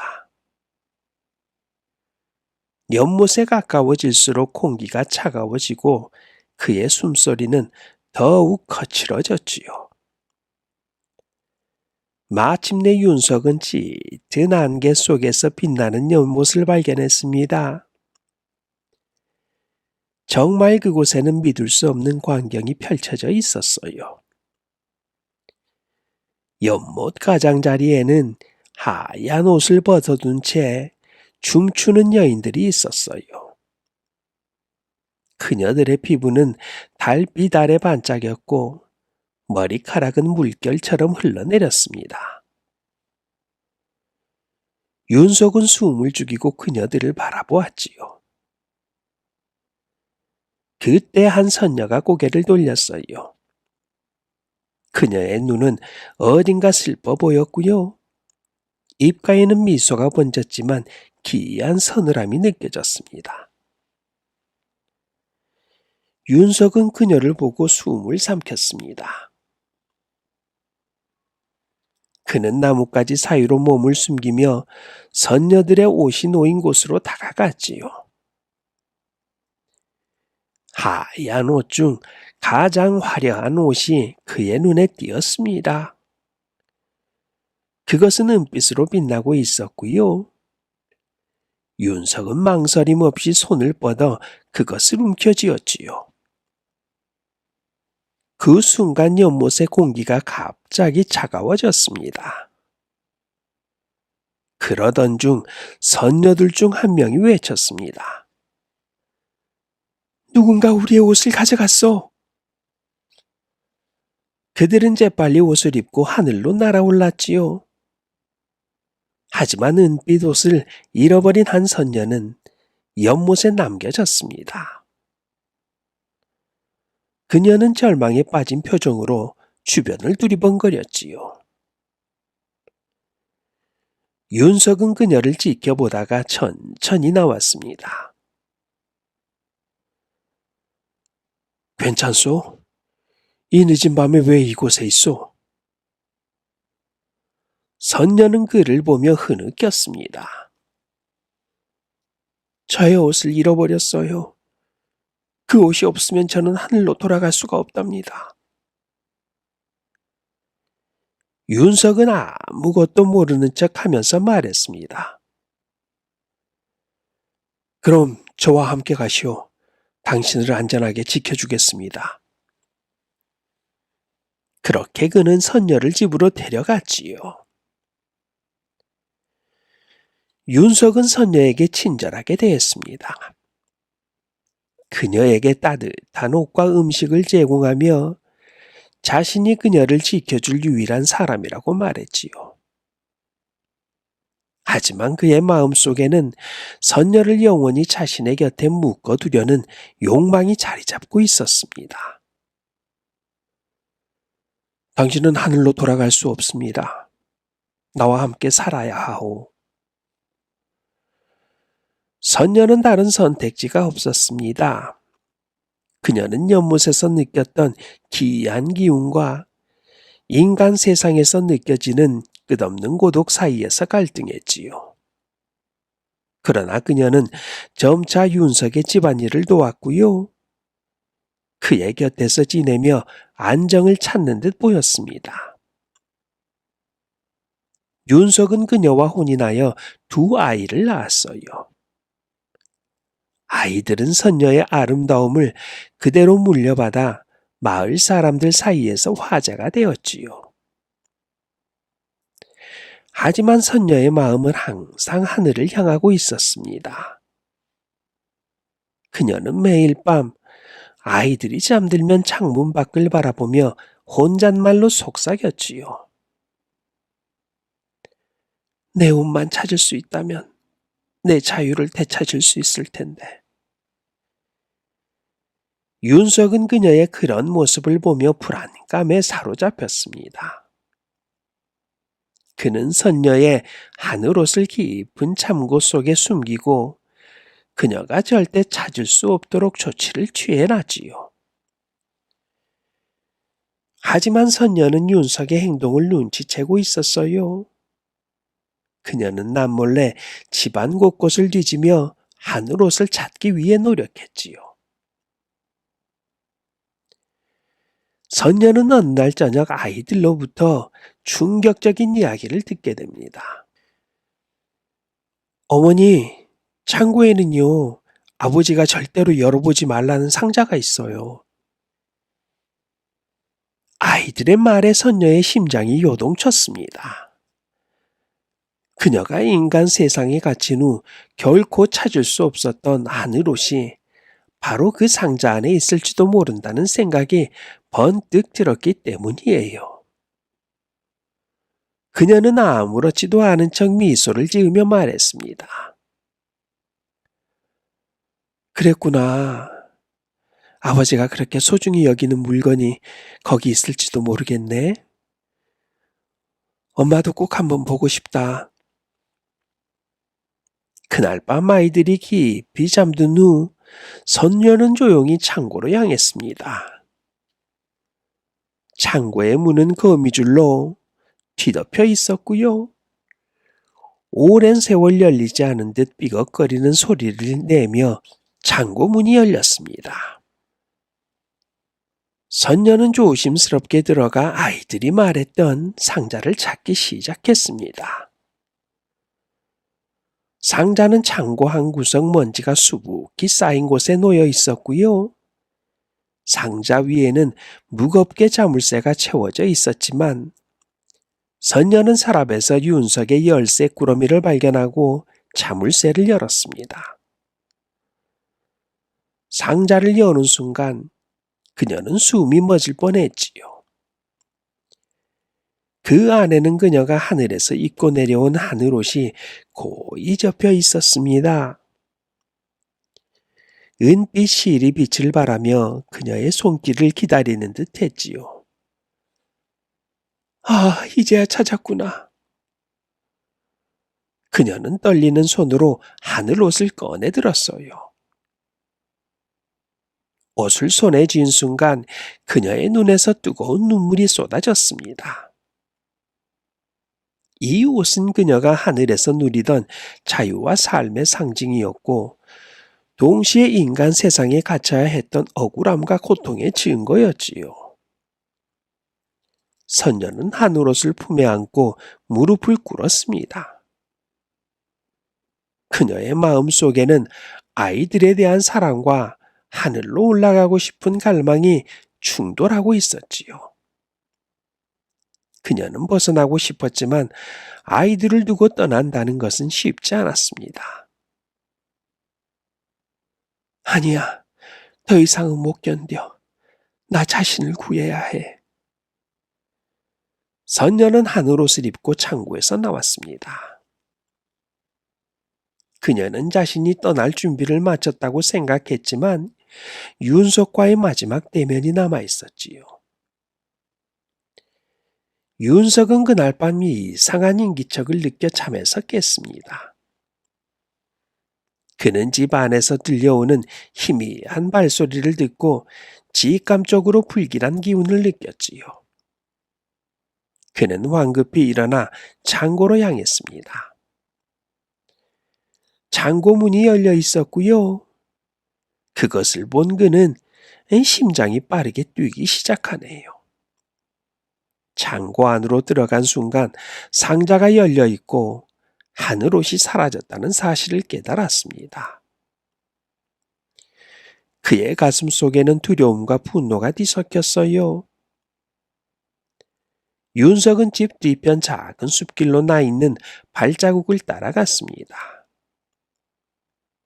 발소리는 숲속 깊은 곳에서 점점 멀어져 갔습니다. 그는 그 발소리를 쫓으며 절박하게 외쳤지요. 선녀야, 어디로 가는 거야? 돌아와. 그러나 숲 한가운데에서 그는 그녀와 마주쳤습니다. 선녀는 은빛 하늘옷을 입고 있었고요.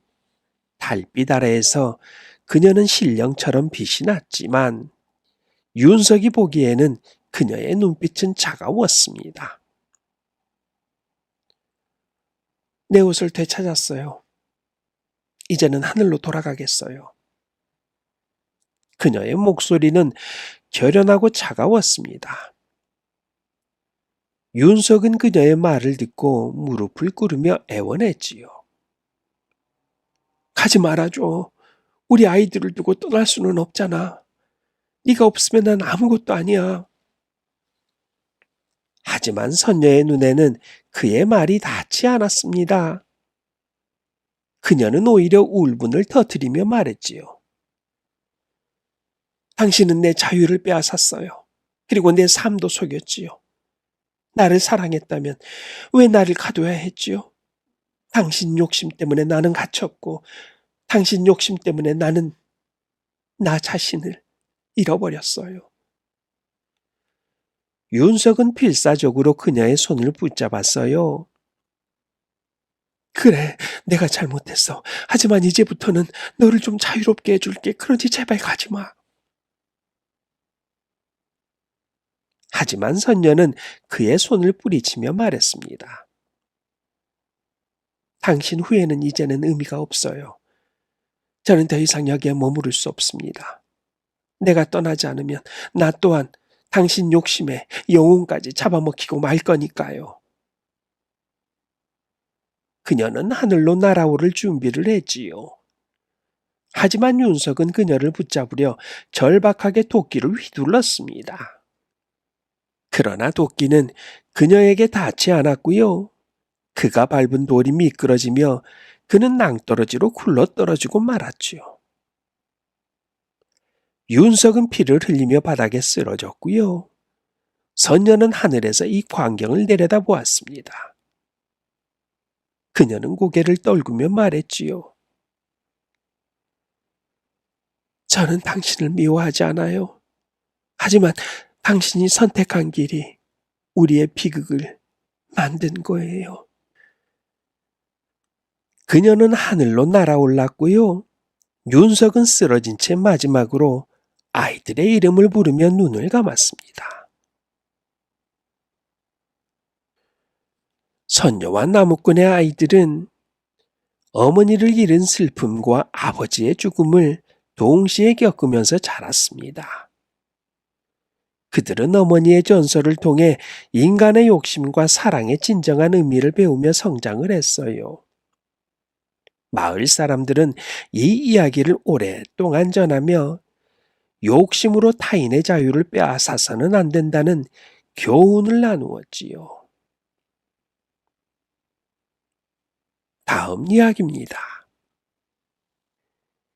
옛날 어느 깊은 산골 마을에 위치한 명문과 양반댁 범현댁에서는요, 오래된 전설이 내려오고 있었습니다.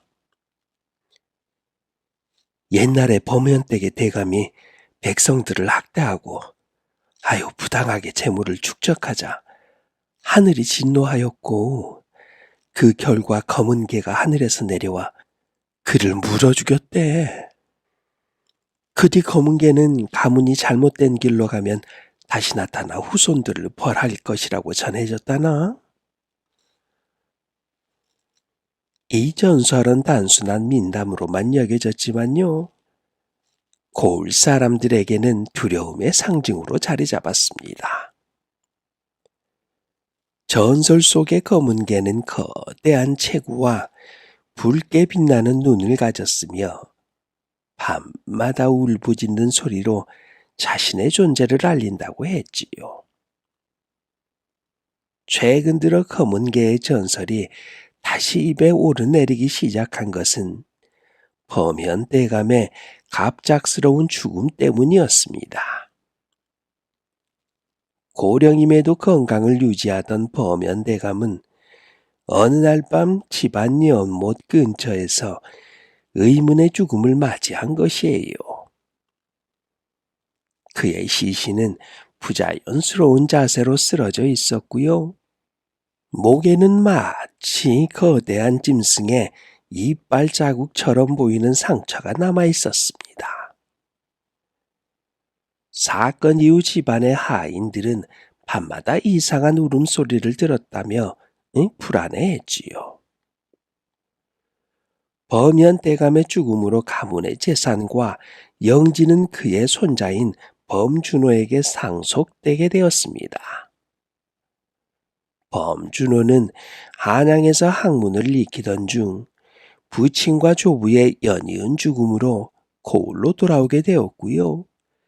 상속자로서 가문의 책임을 짊어지게 되었습니다. 그러나 그의 귀화는 가문의 분란을 잠재우기는커녕 새로운 공포를 불러일으켰지요. 범준호가 돌아온 첫날 밤, 그는 집안에서 검은 개를 목격했다고 말했습니다. 범준호의 말은 가문의 하인들과 백성들 사이에서 검은 개 전설에 대한 두려움을 더욱 확산시켰지요. 검은 개의 전설은 곧 마을 전체로 퍼져나갔습니다. 사람들은 불길한 일이 일어날 것이라며 불안에 떨었지요. 한 노인은 범현댁을 가리키며 말했습니다. 그 집안은 오래전부터 하늘의 저주를 받았습니다. 초대 대감이 백성을 착취한 대가로 저주가 시작된 것이지요. 이제 다시 검은 개가 나타났으니 그 집안은 망할 수밖에 없습니다요. 백성들의 불안은 고을 관리에게도 보고되었고요. 이 소문은 조정까지 전달되었습니다. 조정에서는 범현댁의 상황을 단순한 가족 문제로 보지 않았지요. 고을의 치안과 민심이 어지럽게 흔들리고 있었기 때문에 이를 바로잡을 필요가 있었습니다. 그래서 민심을 살피고 진상을 조사하기 위해 조정은 암행어사 이도진을 비밀리에 파견하기로 결정했지요. 이도진은 이미 여러 사건에서 명석한 두뇌와 강직한 정의감으로 이름을 날린 인물이었습니다. 그는 종자 한세영과 함께 고을로 향하며 사건의 실체를 밝힐 준비를 마쳤지요.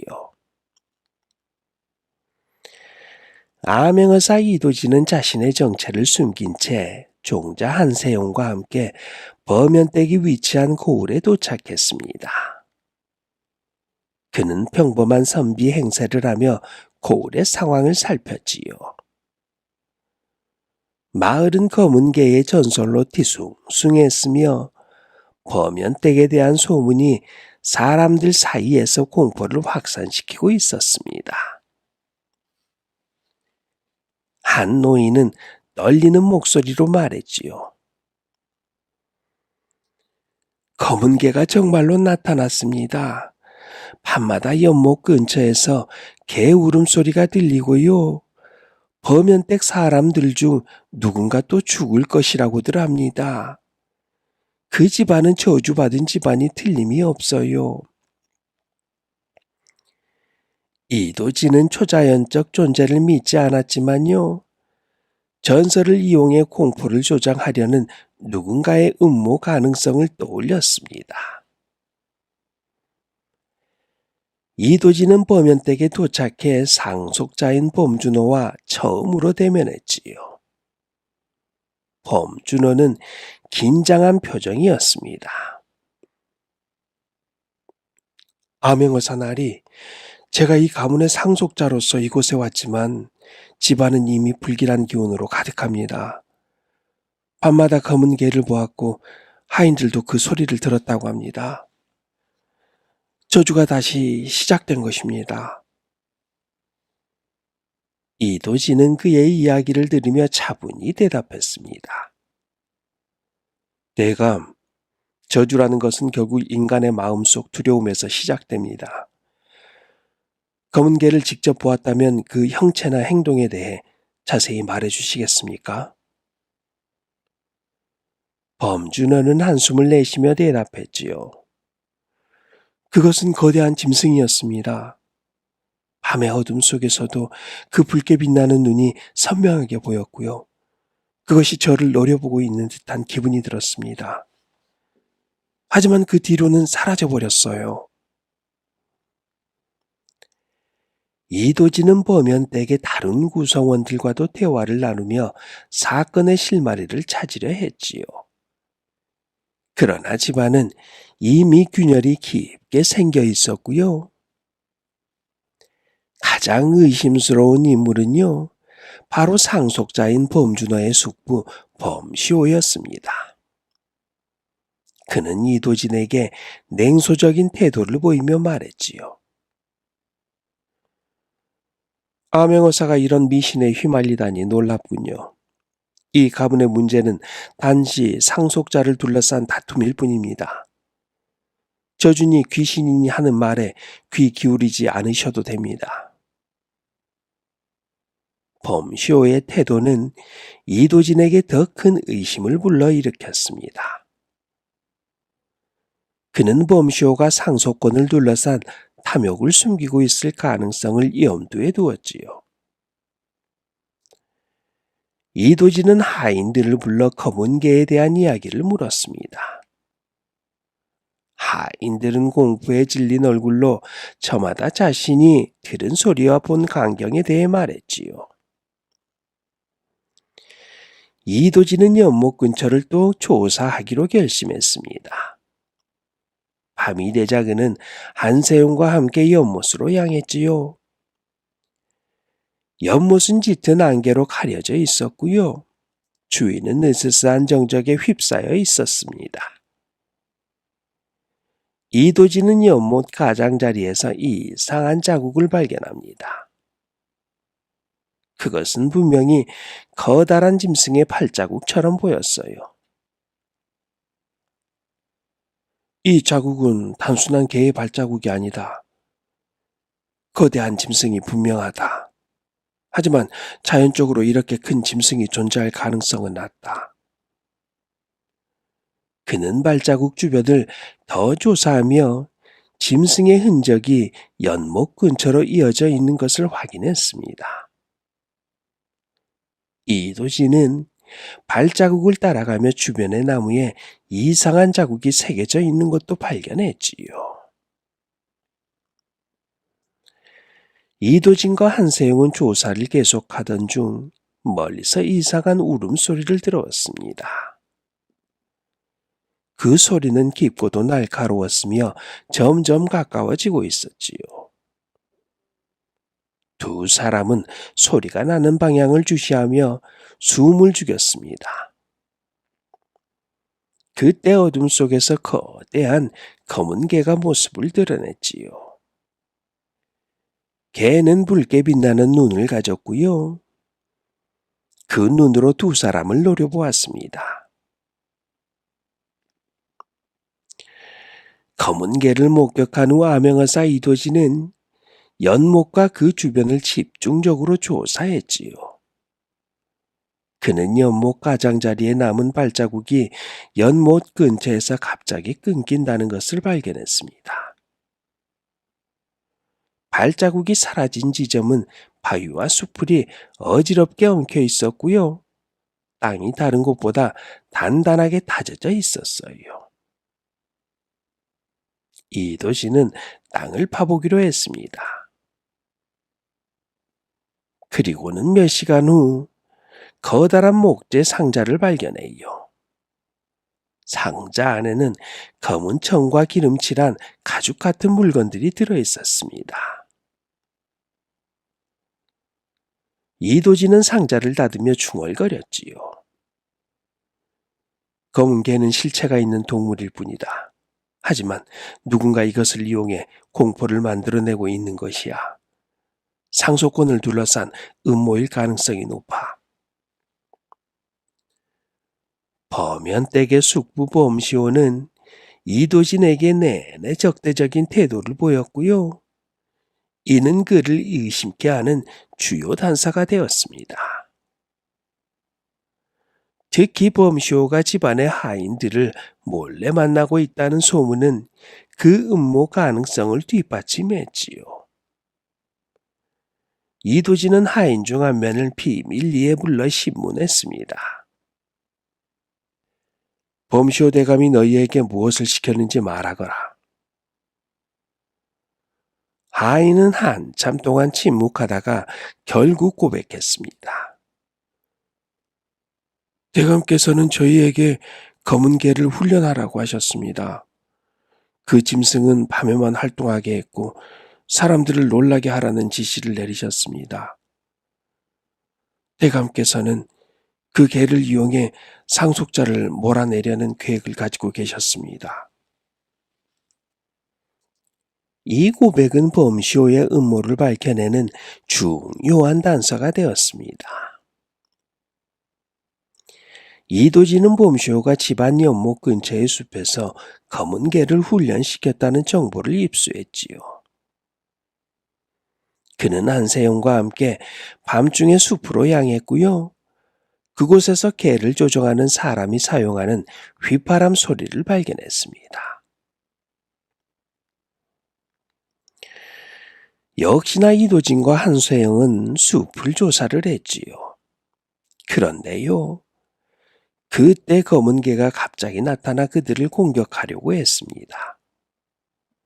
검은 개는 거대한 체구와 붉게 빛나는 눈을 가졌으며 훈련된 모습으로 이도진에게 달려들었지요. 이도진은 침착하게 개의 움직임을 피했습니다. 한세영은 나뭇가지를 이용해 개의 움직임을 방해했고요. 이도진은 결국 올가미를 사용해 개를 붙잡는 데 성공했습니다. 개는 강하게 저항했지만 이도진과 한세영의 협력으로 결국 붙잡힐 수 있었지요. 검은 개를 붙잡은 이도진은 개의 상태를 자세히 조사했습니다. 개의 털은 검은 기름칠로 반짝였고요. 눈 주위에는 붉은 물감을 칠해 더욱 으스스하게 보이도록 만들어져 있었습니다. 이 개가 전설 속의 존재처럼 보이게 하려는 누군가의 의도가 명백함을 보여줬지요. 이도진은 개를 증거로 삼아 범시호를 대면하기로 결심했습니다. 이도진은 범연댁의 모든 사람들을 한자리에 모여놓고 검은 개와 관련된 단서를 공개했지요. 그리고 그는 범시호에게 물었습니다. 범시호 대감, 이 개와 연못 근처에서 발견된 상자들에 대해 해명해 보시오. 범시호는 처음에는 모든 것을 부인했지만요. 하인의 증언과 훈련 도구들 그리고 휘파람을 증거로 제시하자 결국 모든 것을 자백했습니다. 맞습니다. 내가 검은 개를 훈련시켰습니다. 하지만 그 이유는 단 하나. 이 가문은 나와 같은 강인한 인물이 이끌어야 하기 때문입니다. 준호는 이 집안을 이끌 능력이 없소이다. 범시호는 탐욕과 분노로 가득 차 있었고요. 그의 음모는 결국 이도진에 의해 철저히 밝혀졌지요. 암행어사 이도진은 범연댁의 가족과 하인들 그리고 고을의 주요 인물들을 모두 한자리에 모았습니다. 그는 검은개와 관련된 증거를 하나씩 공개하며 사건의 진실을 폭로하기 시작했지요. 먼저 이도진은 연못 근처에서 발견된 상자와 훈련 도구들을 꺼내 보이며 말했습니다. 이 물건들은 검은개를 훈련하고 공포를 조장하기 위해 사용된 것들입니다. 이는 자연적인 현상이 아니며 누군가가 의도적으로 저주를 가장해 사람들을 속인 것입니다. 모든 증거가 범시호를 지목하자 범시호 그는 결국 자신의 잘못을 인정하며 말했지요. 그리고 마을 사람들에게도 자신의 잘못을 이야기를 했습니다. 범시호가 조정으로 압송된 후 범연댁은 다시 평화를 되찾기 시작했습니다. 상속자인 범준호는 가문을 이끌 책임을 맡으며 이도진에게 감사의 뜻을 전했지요. 암행어사 나리, 저의 부족함으로 인해 이 모든 일이 벌어졌습니다. 하지만 나리께서 저를 도와주셨으니 저는 더 이상 두려움에 머물지 않겠습니다. 가문을 바로 세우고 백성을 위해 헌신을 다하겠습니다. 이도진은 준호의 결의를 듣고 미소를 지으며 말했습니다. 진정한 지도자는 완벽한 사람이 아닙니다. 자신의 부족함을 인정하고 그것을 채우기 위해 노력하는 사람이 될 때 가문과 이 고을의 백성들은 당신을 따르게 될 것입니다. 절대 초심을 잃지 않기를 바랍니다. 그 후 검은개는 더 이상 고을을 위협하지 않았고요. 고을 사람들은 안도의 한숨을 내쉬며 다시 일상으로 돌아갔다고 합니다. 오늘 또 이야기와 함께 좋은 시간 되셨기를 바라며 더 좋은 이야기로 찾아뵙겠습니다.